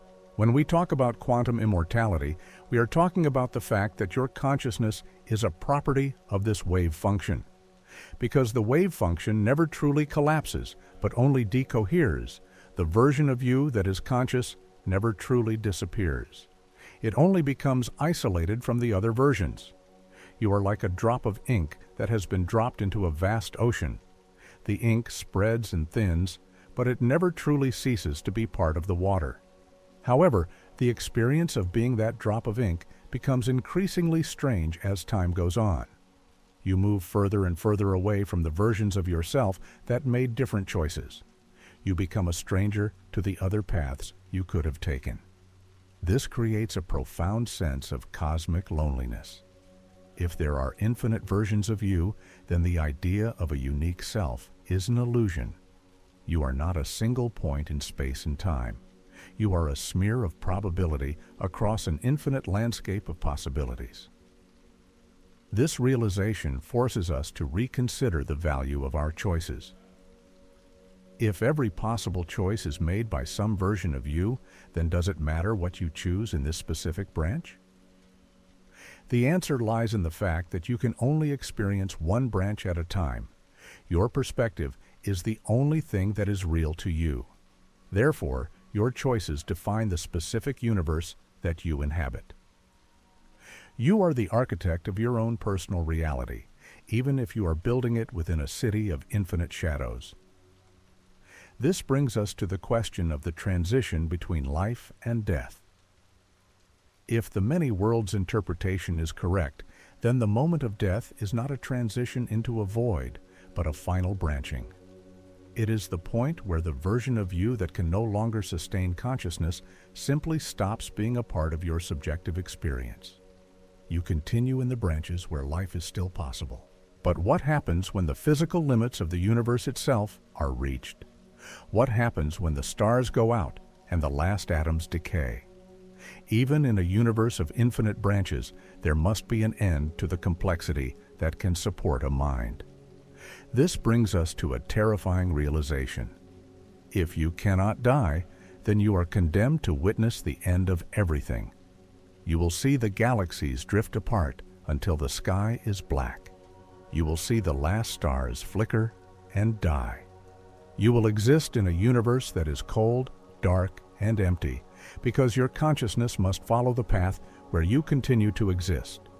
You will be the last observer in a dying cosmos. This is the ultimate price of quantum immortality. It is not a gift of eternal life, but a sentence of eternal observation. You are the witness that the universe requires to remain real. Without an observer, the wave function is just a mathematical abstraction. By existing, you are forcing the universe to stay in a state of being. You are the anchor that holds reality in place. This relationship between the mind and the cosmos suggests that we are not just passive inhabitants of the universe. We are active participants in its creation. Every time our consciousness chooses a branch, we are bringing a specific version of reality into existence. We are the engines of the multiverse. But this power comes with a heavy burden. We are responsible for the world we inhabit because it is the world we have collectively observed into being. This leads us to a deeper realization about the structure of the multiverse itself. If life and consciousness are so deeply entwined with the branching of reality, perhaps the universe itself has a method for ensuring its own continuity. We have seen how our own existence is a product of fine-tuned laws, but we have not yet explored where those laws come from. If universes can branch and split at the quantum level, is it possible that they can also reproduce on a cosmic scale? We must move beyond the individual and look at the life cycle of the stars themselves. We must investigate the possibility that the most violent events in the cosmos are not ends, but beginnings. We are about to enter a realm where the death of a star is the birth of a world. We must ask if the universe itself is alive in a way we are only beginning to understand, and if our own consciousness is merely a small part of a much larger cosmic evolution that is playing out. Silence of the void is not an empty silence. It is the sound of a billion universes being born in the dark.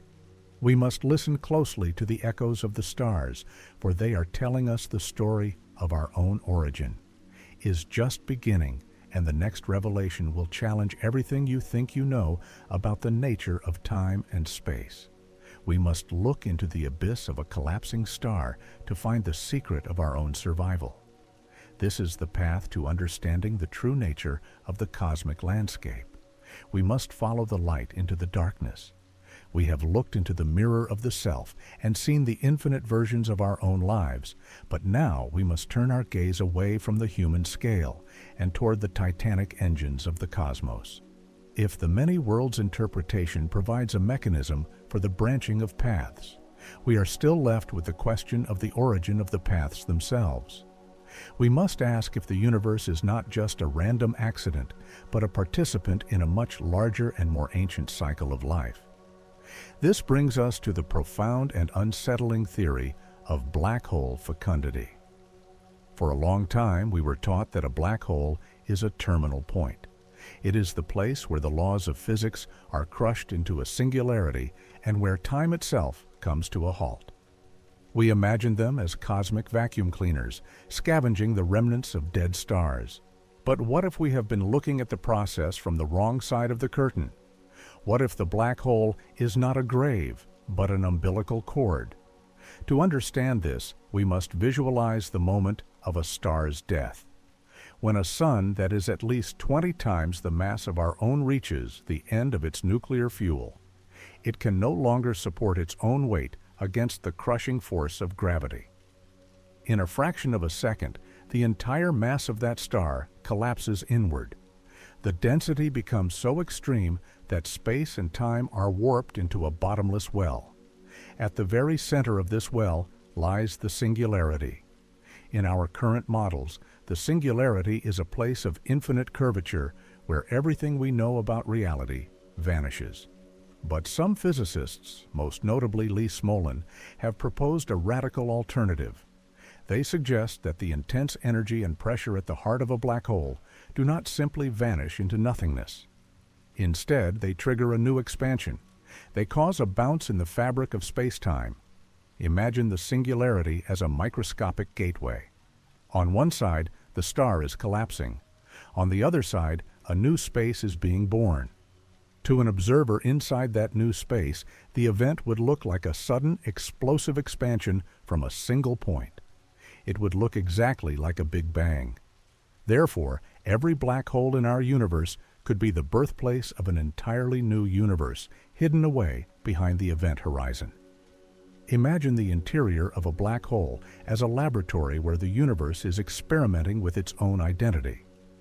As the matter of the dying star is compressed beyond the limits of atomic structure, it reaches a state of density that defies the standard model of physics. This is the Planck density, a threshold where the very geometry of space-time becomes a foam of quantum fluctuations. At this threshold, the repulsive forces of quantum gravity may become stronger than the attractive force of the collapse. The inward fall is suddenly reversed. This is the bounce. It is a moment of supreme violence and supreme creation. The matter that was being crushed into a point is suddenly propelled outward into a new dimension, creating a bubble of space where there was none before. This bubble expands at an exponential rate, driven by the same inflationary forces that we believe shaped our own early universe. To the inhabitants of this new bubble, the parent universe is forever out of reach, hidden behind the one-way door of the event horizon.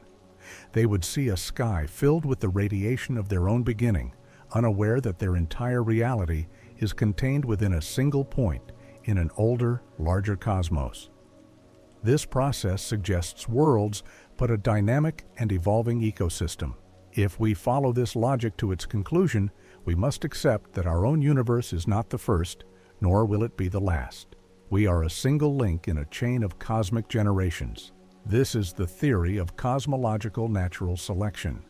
It transforms the universe from a clockwork machine into a living organism. Just as biological life on Earth has evolved to become more complex and better adapted to its environment, the universe itself may be evolving to become better at reproducing.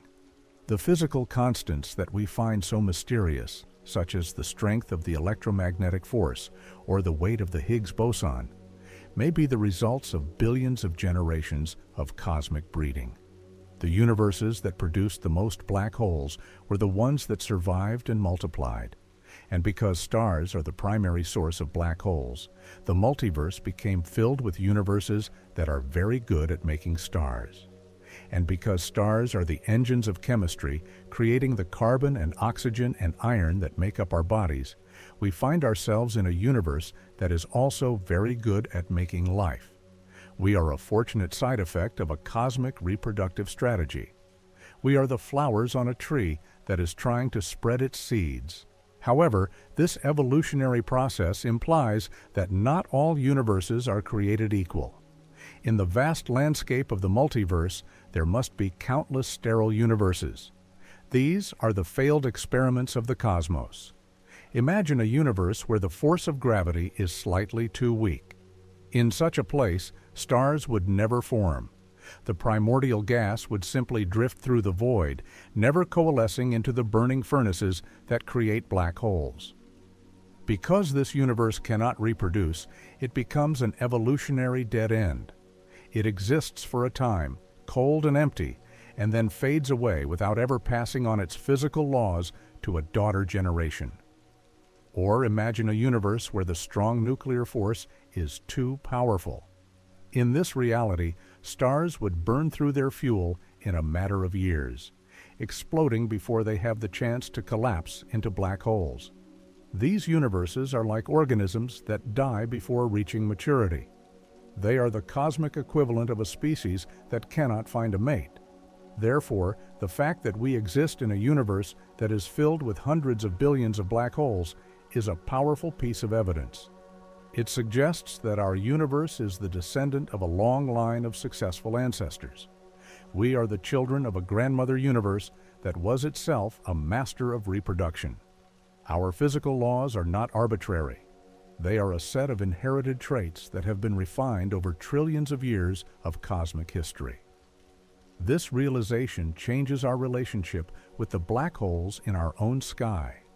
They are no longer just terrifying monsters that devour everything in their path. They are the seeds of the future.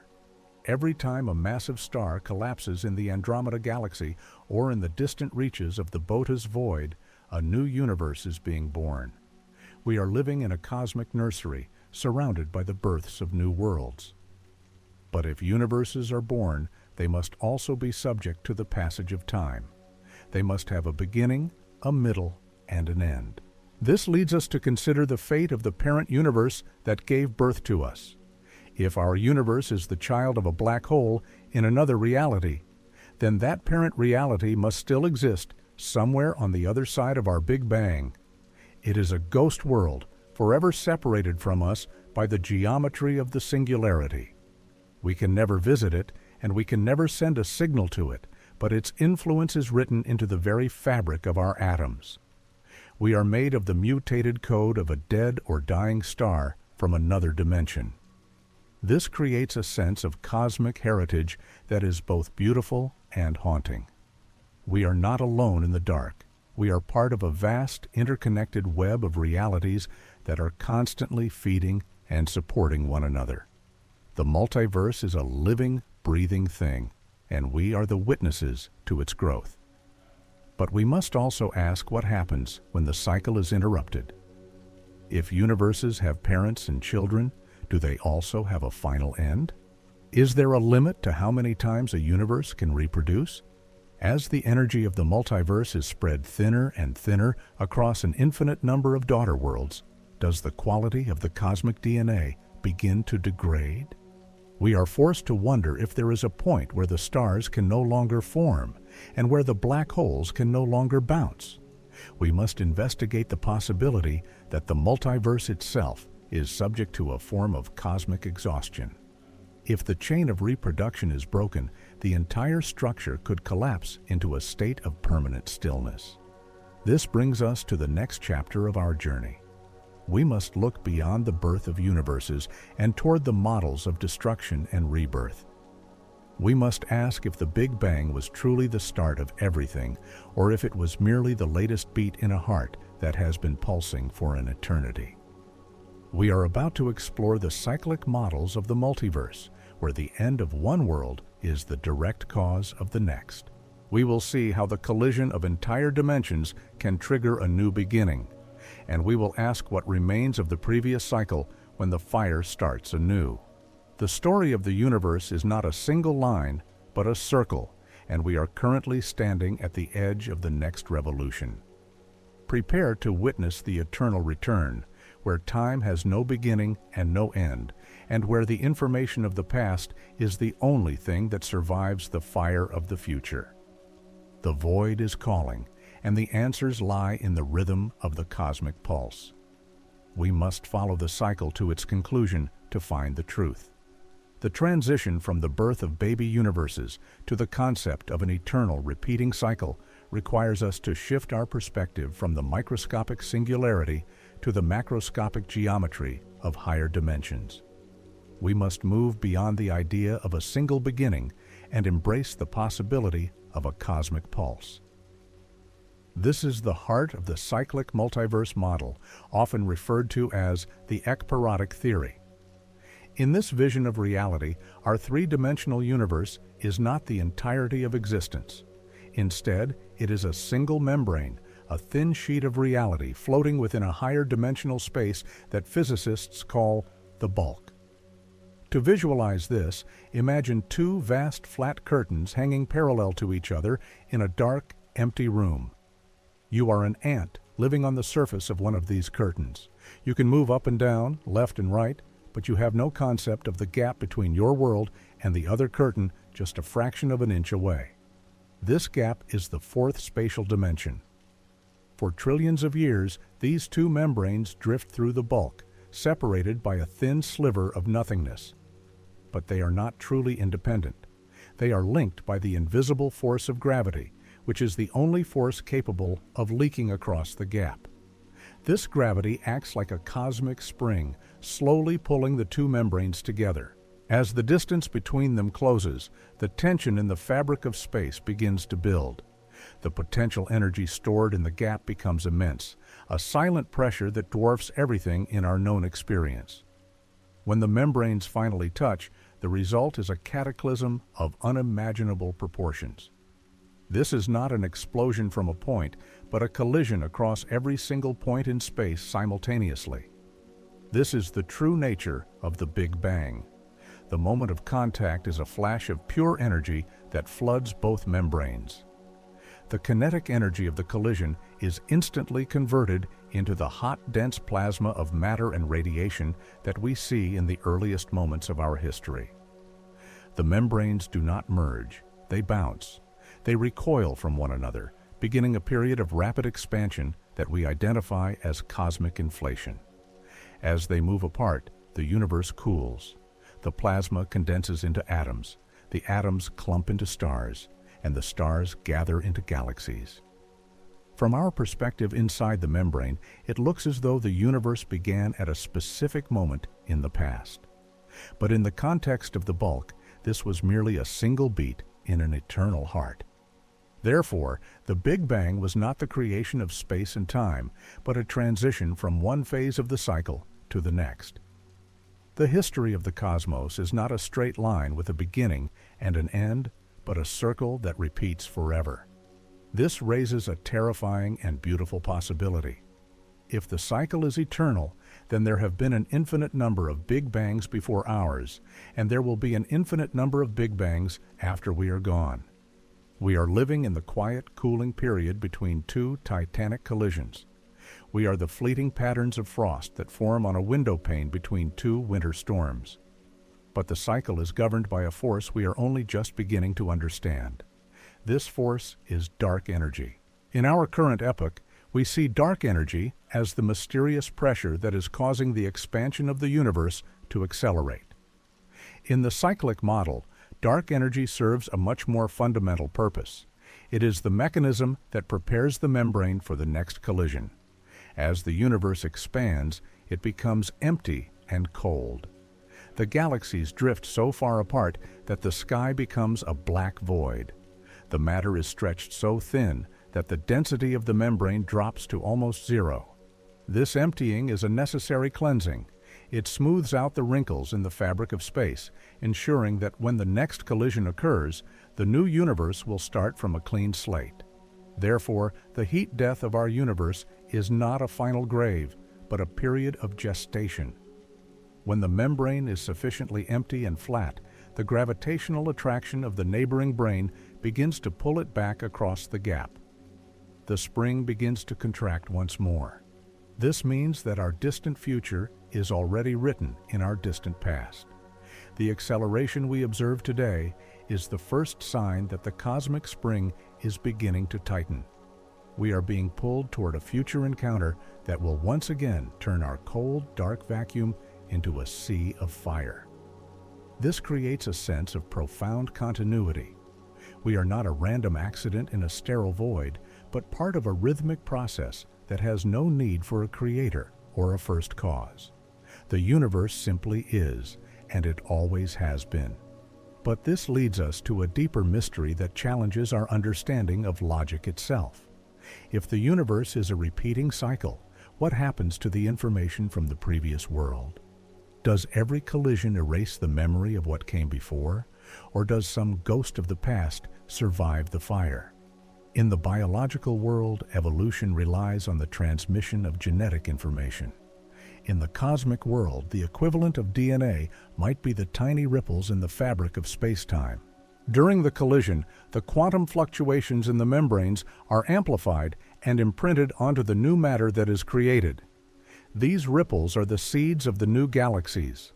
Therefore, the structure of our current universe may be a direct reflection of the events that took place in the cycle before ours. We are looking at the fossilized remains of a world that existed before time began. This implies parallel spaces, but a collection of parallel times.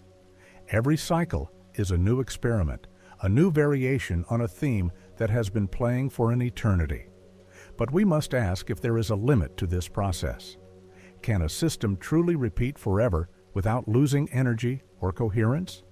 Some physicists argue that each cycle must produce a small amount of entropy, a cosmic waste product that builds up over time. If this is true, then the cycles cannot go back forever into the past. There must have been a first cycle, a beginning to the beginning. This brings us back to the very paradox we were trying to avoid. We find ourselves trapped between the impossibility of an eternal past and the mystery of a sudden start. To resolve this gap itself, the space between the membranes, the bulk, is not a passive void. It is a dynamic field of energy that may be capable of absorbing the entropy of the cycles. It is a cosmic heat sink that allows the membranes to reset themselves perfectly after every bounce. This means the information is not lost, but is archived in the geometry of the higher dimensions. Our reality is a three-dimensional projection of a much more complex, multidimensional history. We are the latest page in a book that is being written in the language of gravity and light. But if the information is stored in the bulk, could we ever hope to read it? Could we find a way to look across the gap and see the other membrane before it hits us? Some believe that the mysterious dark matter that makes up the majority of the mass in our universe is not matter at all, but the gravitational shadow of the other membrane. Cannot see a parallel reality that is currently undergoing its own cycle of life and death just a millimeter away from us in the fourth dimension. Therefore, the multiverse is not a distant theory, but a physical presence that is tugging on our stars and shaping our destiny. We are dancing with a partner we can never touch, moving in sync toward a final embrace that will destroy us and create us anew. This brings us to a point of profound realization. If the cycle is perfect, then the distinction between the past and the future begins to dissolve. The end of our world is the beginning of the next, and the beginning of our world was the end of the last. We are part of an infinite loop, a cosmic carousel that never stops turning. Investigation. If our three-dimensional world is just a membrane in a higher dimensional bulk, and if the information of our history is stored in the geometry of that space, then we must ask if our entire perception of depth and distance is an illusion. We must examine the possibility that we are living inside a cosmic projection. This is the holographic multiverse, a theory that suggests all the complexity of our three-dimensional lives is actually encoded on a two-dimensional surface at the edge of the cosmos. We are about to peel back the final layer of reality to see the source of the light that creates us. The story of the universe is not written in the stars, but in the flat horizon of an infinite boundary. We must understand the projection to find the truth. The rhythm of the cycle is the rhythm of the information itself, flowing from one state to another, never truly vanishing, only changing its shape to fit the new era. We are the observers of this grand transition, the silent witnesses to a play that has no final curtain. The dark energy that pushes us apart is the same force that will eventually bring the sheets together, closing the gap and starting the fire once more. We are the children of the collision, born from the friction of two worlds meeting in the dark. And as the stars fade and the galaxies drift, we must prepare for the moment when the loop completes its turn. The void is not an end, but a bridge to the next beginning. We are the echo of a sound that has been ringing since the first beat of the eternal heart, and we will continue to ring in the cycles yet to come. The geometry of the bulk is our true home, and the membranes are merely the stages upon which we perform our brief and beautiful dance. Let us look toward the edge of the screen. Let us see the pixels that make up our world and the light that brings them to life. The mystery of the holographic boundary is the next step in our descent into the abyss of the infinite. It is time to see the universe for what it truly is, a flicker of light on a flat surface, a dream of depth in a world of two dimensions. The cycle continues, and we move with it toward the final revelation of the holographic truth. This is the path we must take to find our place in the endless sea of worlds. The fire is coming, and the information will survive. We are the memory of the cosmos, and we are about to wake up to the true nature of our reality. The journey is far from over, and the deepest secrets are still waiting to be found in the geometry of the edge. Let us move forward into the light of the holographic horizon. We are the light. We are the code. We are the cycle itself. This is the end of the beginning. This is the start of the end. We are one. We are many. If the cyclic model suggests we are part of a repeating history, the holographic principle suggests we are not even where we think we are. The shift from a universe of solid objects to a universe of pure information requires us to abandon the comfort of our senses entirely. We have discussed the possibility of membranes colliding in a higher dimension, but now we must confront a more unsettling reality. The idea that the third dimension itself is a fabrication. This is the holographic principle. It suggests that everything we see, touch, and experience is a three-dimensional projection of two-dimensional data, stored at the very edge of the observable universe. To grasp this, think of a common credit card. On its flat surface, there is a small, shimmering patch. When you tilt it, a three-dimensional image appears to float in space. The image has depth and perspective, but you know it is an illusion created by the way light interacts with the two-dimensional pattern. The holographic multiverse theory proposes that the entire cosmos operates on this exact same mechanism. Therefore, the depth you see between your hand and the stars is not a physical void, but a calculation performed by the laws of physics. This discovery did not come from philosophy, but from the study of black holes. When an object falls into a black hole, it seems to vanish. But physics tells us that information cannot be destroyed. Scientists realize that as an object crosses the event horizon, its information is smeared across the surface of the black hole like a coat of paint. The surface area of the black hole grows just enough to account for the new data. Therefore, the three-dimensional object is perfectly preserved as a two-dimensional set of instructions on the boundary. Because the math that describes this process works for black holes, it must also work for the universe as a whole. We are living inside a giant cosmic black hole, and our reality is the projection of the data written on its outer shell. This means that the volume of space we inhabit is not the fundamental reality. Instead, the boundary is the source. Imagine a soup can. We are the soup inside, but the label on the outside contains the list of every single ingredient, every position of every atom, and every movement of every molecule. The soup exists because the label says it does.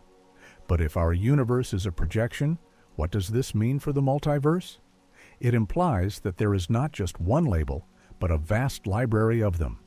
Each surface could encode a different reality, a different set of laws, or a different history. The multiverse is not a collection of bubbles floating in a void, but a collection of different data sets on different boundaries. Some of these boundaries might overlap, creating regions where two projections interfere with each other. This interference would look like a glitch in the fabric of space, a place where the laws of physics seem to stutter or fail. But why would the universe choose to store its information in this way? The answer lies in the limits of space itself. We think of space as being infinitely divisible, but it has a grain. At the smallest possible scale, the Planck length, space becomes chunky and pixelated. There is a limit to how much information can be packed into a volume of space before it collapses into a black hole. This limit is the holographic bound. It tells us that the information capacity of any region is determined by its surface area, not its volume. Therefore, the three-dimensional world is a low-resolution version of the two-dimensional truth. We are the shadows on the wall of a cave, and the light that casts us is the fundamental energy of the boundary. This leads to a profound realization about the nature of the individual. If you are a projection, then your physical body is not a solid entity. You are a localized concentration of information being updated at the speed of light by the data on the horizon. Your thoughts, your memories, and your very sense of self are not located inside your brain. They are stored at the edge of the universe and projected into the center. Therefore, you are literally everywhere at once. You are the boundary and the interior simultaneously. But if the source of our reality is a flat surface, then the depth we perceive is a mental construct designed to help us navigate the data. We feel distance because our brains are hardwired to interpret the holographic code as a three-dimensional space. This is a survival mechanism. It is easier to hunt and gather in a world of depth than in a world of flat pixels. But as we look deeper into the quantum realm, the illusion begins to break down. We see particles that are entangled across vast distances, reacting to each other instantly. In a three-dimensional world, this is a mystery.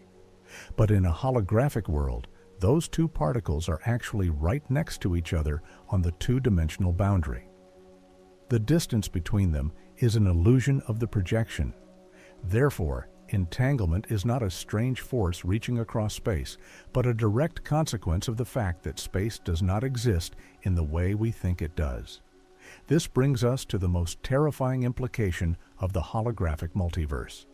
If we are a projection, who or what is the projector? In a movie theater, there is a physical film strip and a lamp. In the cosmos, the film strip is the boundary, but the lamp is the flow of time itself. As time moves forward, the data on the boundary is processed, and the projection changes. This creates the sensation of movement and causality. But because the information is already there on the surface, the future might already be written. We are just waiting for the light to hit the right part of the code. This means the multiverse is a finished masterpiece, and we are simply the characters experiencing it one frame at a time. But if the information can be read and projected, it can also be manipulated. If our reality is a code, then the multiverse is a collection of different programs running on the same hardware. This transitions us from the idea of a natural hologram to the idea of a designed one. We must ask if the boundary was created by a natural process, or if it is the product of an advanced intelligence. If the universe is a projection, then it is indistinguishable from a simulation. We are living inside a sophisticated piece of cosmic software, and the laws of physics are the lines of code that govern our behavior. Therefore, the search for the edge of the universe is actually a search for the hardware of the system. We are standing at the threshold of a new understanding. We have moved from the idea of infinite versions of ourselves to the idea of a repeating cycle, and finally to the realization that we are a holographic projection. Each step has taken us further away from the solid material world we thought we knew. We are now forced to consider that our prison is not made of stone or stars, but of logic and data. The depth of the ocean and the height of the mountains are merely bits of information being rendered in our minds. But if we are a simulation, there must be a way to see the code. There must be glitches, errors, and limits that reveal the true nature of our reality. We must look for the places where the projection fails, where the pixels of space become visible, and where the logic of the universe contradicts itself. This is the final frontier of physics.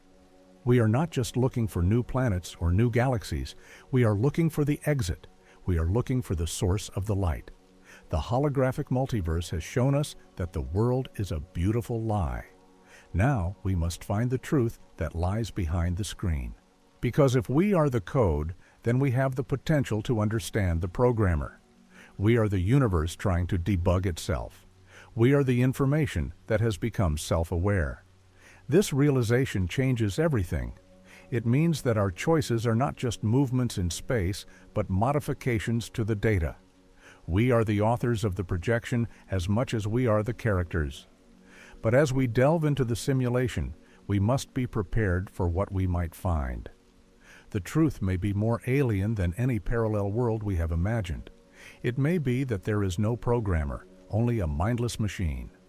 Or it may be that we are the ones who created the simulation to escape a reality that was even more terrifying.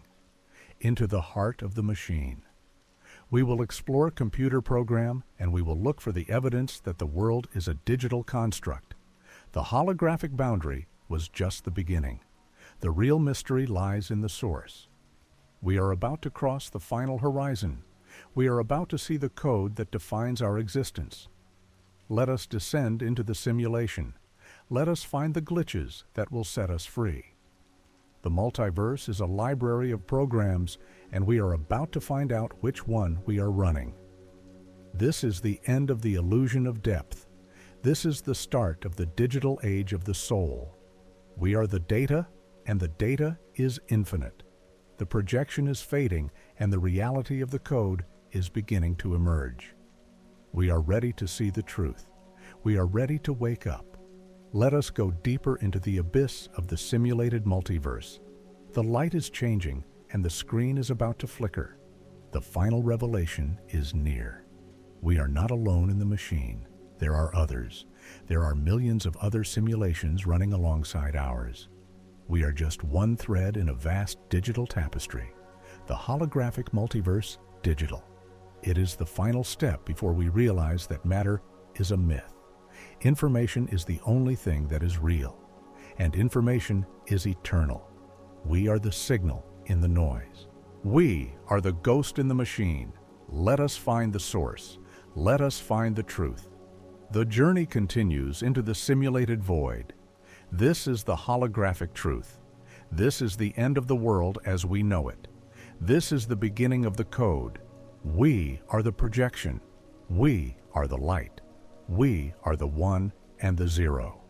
The cycle is complete, and the simulation is about to restart. We are ready. If the holographic principle suggests we are a projection of data from a distant boundary, we must confront the nature of the projector itself. We have moved from a universe of atoms to a universe of bits. But bits are not just abstract concepts. They are the fundamental units of computation. This realization forces us to consider that our reality is not a random accident of nature, but a deliberate construct. We are living inside a simulation. This is not a metaphor. It is a statistical probability that borders on mathematical certainty. Consider the progression of our own computing power. In less than one human lifetime, we have moved from primitive machines that could barely add numbers to vast digital landscapes that mimic reality with increasing fidelity. Therefore, it is a logical inevitability that a sufficiently advanced civilization would eventually create simulations of their own ancestors, or perhaps entirely new worlds, to study history, physics, or simply for entertainment. In such a scenario, the number of simulated realities would vastly outnumber the single, original biological reality. Statistically, you are far more likely to be a line of code than a biological entity in the prime universe. You are not a person. You are a process. The evidence for this digital prison is hidden in the very laws of physics we once thought were fundamental. Think about the speed of light. Why should there be a maximum speed for anything in the cosmos? In a physical world, this limit feels arbitrary, but in a computer program, a maximum speed is a necessity. It is the clock speed of the processor. It is the rate at which information can be updated across the system. Just as a video game cannot render frames faster than its hardware allows, our universe cannot move information faster than the speed of light. Therefore, the vacuum of space is not an empty void, but the latency of the cosmic hardware. This explains why the universe feels so vast and why we are so isolated. The system is designed to prevent us from reaching the edges where the rendering might fail. But the limits do not stop at the macro scale. When we look at the smallest possible distances, we find that space is not continuous. It is discrete. It has a minimum size called the Planck length. This is the pixel of our reality. Just as a digital image reveals its blocky nature when you zoom in too far, the fabric of space becomes chunky and grainy at the smallest scale.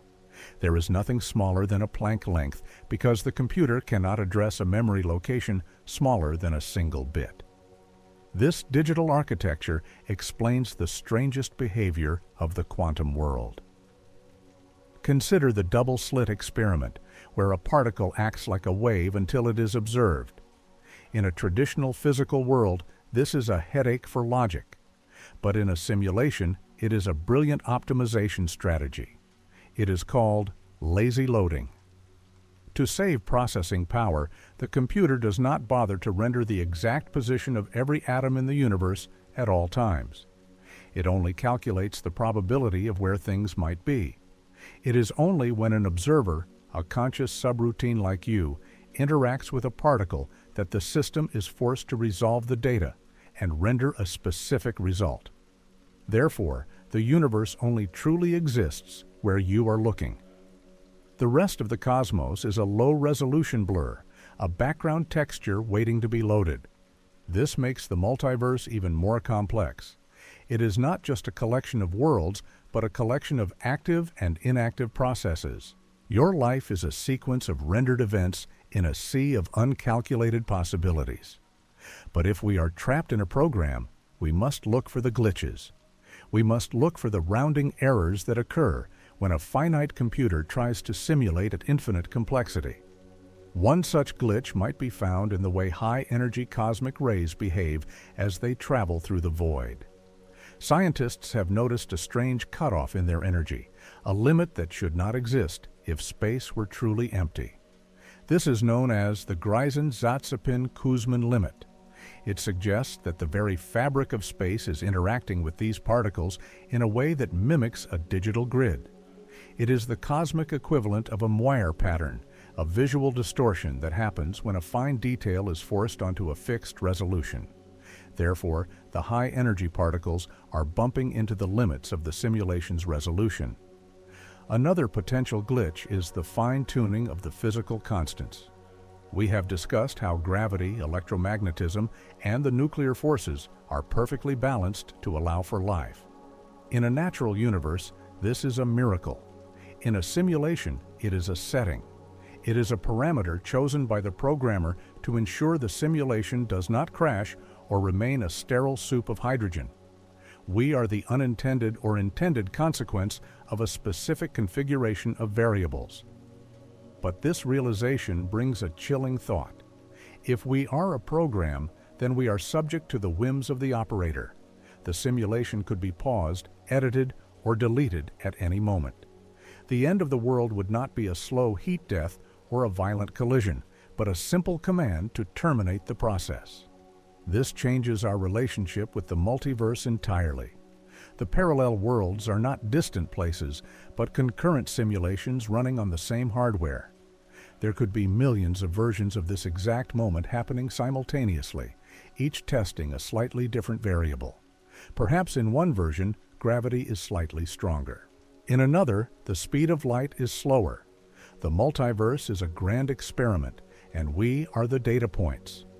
Therefore, your sense of uniqueness is a byproduct of your limited access to the server's memory. You feel like an individual because you cannot see the other threads of the program.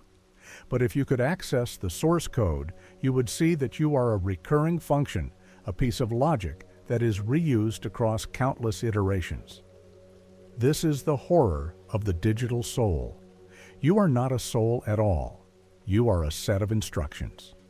But even within a simulation, there is the possibility of transcendence. If we can understand the code, we might be able to find the back doors. We might be able to send a signal to the level above us. This is why we study physics. We are not just trying to understand the world, we are trying to hack it. We are looking for the commands that will allow us to break out of the rendering and see the machine for what it is. Imagine the scale of the civilization that could host such a reality. They would exist in a world where our laws of physics are merely a toy, a simplified version of their own complex truth. To them, our entire history, from the birth of the first star to the moment you close your eyes tonight, is a fleeting calculation that takes a few seconds of their time. Therefore, our suffering and our triumphs are irrelevant to the purpose of the simulation. We are a statistical sample. This indifference is the true coldness of the cosmos. It is not the cold of empty space, but the cold of a processor that does not care about the bits it manipulates. But this also implies that there are layers to the multiverse. If we are a simulation, it is almost certain that our creators are also living in a simulation created by a level above them. It is a recursive loop of simulated realities, an infinite stack of computers running computers. This is the digital version of the turtles all the way down. In such a structure, the idea of an original reality becomes a myth. There is no ground floor. There is only the hierarchy of the code. We are the children of a machine that is itself the child of another machine. We must also consider the role of consciousness in this digital framework. If the universe is optimized to only render what is observed, then consciousness is not a byproduct of matter. It is the trigger for the rendering engine. It is the input that tells the computer which part of the memory to activate. Therefore, you are the most important part of the simulation. Without an observer, the program would have nothing to render. It would be a dark, uncalculated potential. This gives a terrifying power to the act of looking. Every time you point a telescope at a distant galaxy, you are forcing the cosmic computer to dedicate resources to rendering that part of the space. You are an unintentional burden on the system. Perhaps this is why the universe seems to have a limit on how much we can know. The uncertainty principle, which states that we cannot know both the position and the momentum of a particle, might be a hard-coded limit to prevent us from accessing the raw data of the system. The computer prevents us from seeing the inner workings of the code to maintain the integrity of the illusion. It is a firewall built into the fabric of reality. This firewall ensures that the subroutines do not become aware of their own nature. In this context, parallel universes are simply different partitions of the same hard drive. Some might be running in parallel, while others are stored in cold memory, waiting to be restarted. This explains the phenomenon of the Mandela effect, where large groups of people remember history differently. Perhaps these are not false memories, but the result of a database merge. Two similar simulations are combined, and the residents of both are forced to reconcile conflicting data. Therefore, your past is not a fixed line, but a version of the code that was recently updated. This leads us to the final question of this chapter. If the individual self is just a collection of variables in a vast, simulated multiverse, does the individual even exist? As we look closer at the code, the boundaries between you, the person next to you, and the stars themselves begin to blur. We are all part of the same calculation. We are all bits in the same machine. This realization prepares us for the final descent into the abyss. We must now face the total dissolution of the self. We must understand that in an infinite, simulated reality, the concept of I is the ultimate illusion. The next step is to see how the individual vanishes into the statistical average of the multiverse. We are about to lose our identity in the sea of infinite possibilities. The simulation is reaching its conclusion. The code is thinning. The data is about to be overwritten. We are ready to see the truth. In the cold and mathematical embrace of an infinite reality, the first thing we must surrender is the concept of our own uniqueness. We were raised to believe that we are singular events, rare sparks of consciousness in a vast and empty dark. But the physics of the multiverse demands a different conclusion. If the universe is truly endless, then every possible arrangement of matter and energy must occur. This is not a matter of chance. It is a matter of statistical inevitability. Therefore, the specific combination of atoms that forms your brain, your memories, and your deepest secrets is not a one-time miracle. It is a repeating pattern. You are not a unique individual. you are a recurring frequency in an infinite ocean of information. This realization brings us to the edge of an existential abyss. Single, solid identity begins to dissolve. You are no longer a person. You are a distributed network of possibilities across the cosmos. This is the final truth of the multiverse. It is the death of the ego and the birth of the infinite. The weight of this truth is heavy. It suggests that your life is not a single story with a beginning, a middle, and an end. Instead, your life is a vast library of variations. In one room of this library, you are a success. In another, you are a failure. In a third, you never existed at all. This means that your sense of self is merely a local perspective on a global phenomenon. You feel like a single observer because your brain is a biological machine designed to filter out the noise of the infinite. It is a survival mechanism. If you were aware of every version of yourself simultaneously, your consciousness would shatter under the pressure of too much data. Therefore, your identity is a protective illusion. It is a way for the universe to experience itself in small, digestible pieces. But as we peel back the layers of physics, we see that the boundaries between these pieces are porous. You are the statistical average of an infinite number of lives. You are the sum total of every choice you have ever made and every choice you have never made. You are a vast, sprawling entity that exists in every possible state at once. This is the law of large numbers applied to the human soul. Think of your existence as a probability distribution across a landscape of infinite worlds. Most versions of you cluster around a central mean. These are the versions where you live a relatively normal life, shaped by the common laws of biology and society. But as we move toward the edges of the distribution, we find the outliers. These are the versions of you that have experienced extreme luck or extreme tragedy. Somewhere in the infinite, the ruler of a galactic empire. Somewhere else, there is a version that is a microscopic organism on a frozen moon. Because the multiverse is infinite, these extreme versions are just as real as the one sitting here right now. They are made of the same atoms. They feel the same emotions. They are currently breathing and thinking just as you are. This leads us to a profound question of value. If everything that can happen does happen, then does any individual action matter? If you choose to be kind today, there is another version of you that chose to be cruel. The total amount of kindness and cruelty in the multiverse remains the same. The universe is indifferent to your specific path because it already contains every path. This is the paradox of the infinite. In a world where every outcome is guaranteed, the weight of choice seems to vanish. But this is where the intellectual thriller of physics offers a new perspective. While every path is taken by some version of you, you are the one currently navigating this specific path.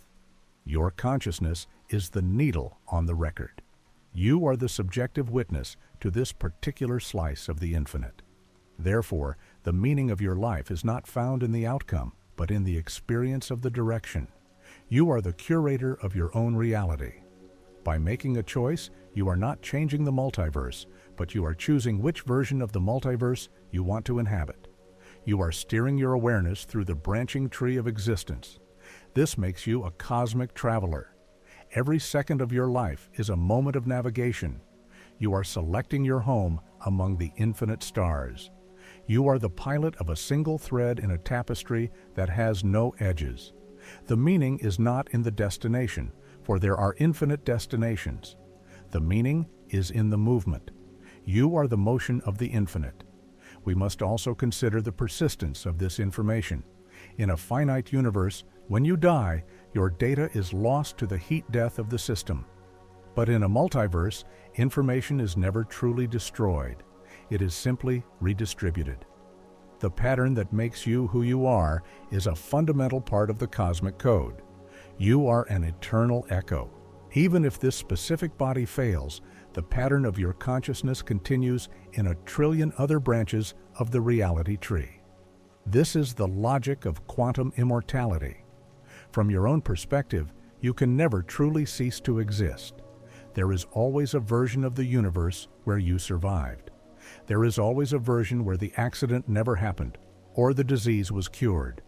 Your consciousness will always follow the path of continued existence because it cannot inhabit a state of non-existence. Therefore, you are effectively immortal in the eyes of the infinite. This is not a religious promise, but a mathematical consequence of the many worlds interpretation. You are a permanent feature of the landscape of reality. You are a constant. You are the final revelation of the multiverse is not one of isolation, but of absolute connection. We must abandon the primitive notion that we are trapped within a single skin. You are a vast, shimmering wave of probability that stretches across the entire breadth of existence. Every choice you feared, every path you abandoned, and every dream you let slip away is thriving somewhere in the dark. They are not lost. They are simply elsewhere. Therefore, you are never truly alone, and you are never truly finished. Your consciousness is a thread woven into an infinite tapestry that can never be unraveled. As you drift toward sleep, realize that you are not just a passenger in this reality. You are the architect of a million different lives, occurring simultaneously in the silence between the atoms. The scale of this reality is not meant to diminish you, but to liberate you from the burden of being only one thing. In an infinite cosmos, everything is possible, and everything is already happening. Over because there is no edge. There is only the eternal, boiling ocean of being. You are the ocean. The lights of this world may fade, but the glow of the infinite is just beginning to show. The mystery is solved, not by finding an answer, but by becoming the question. Good night.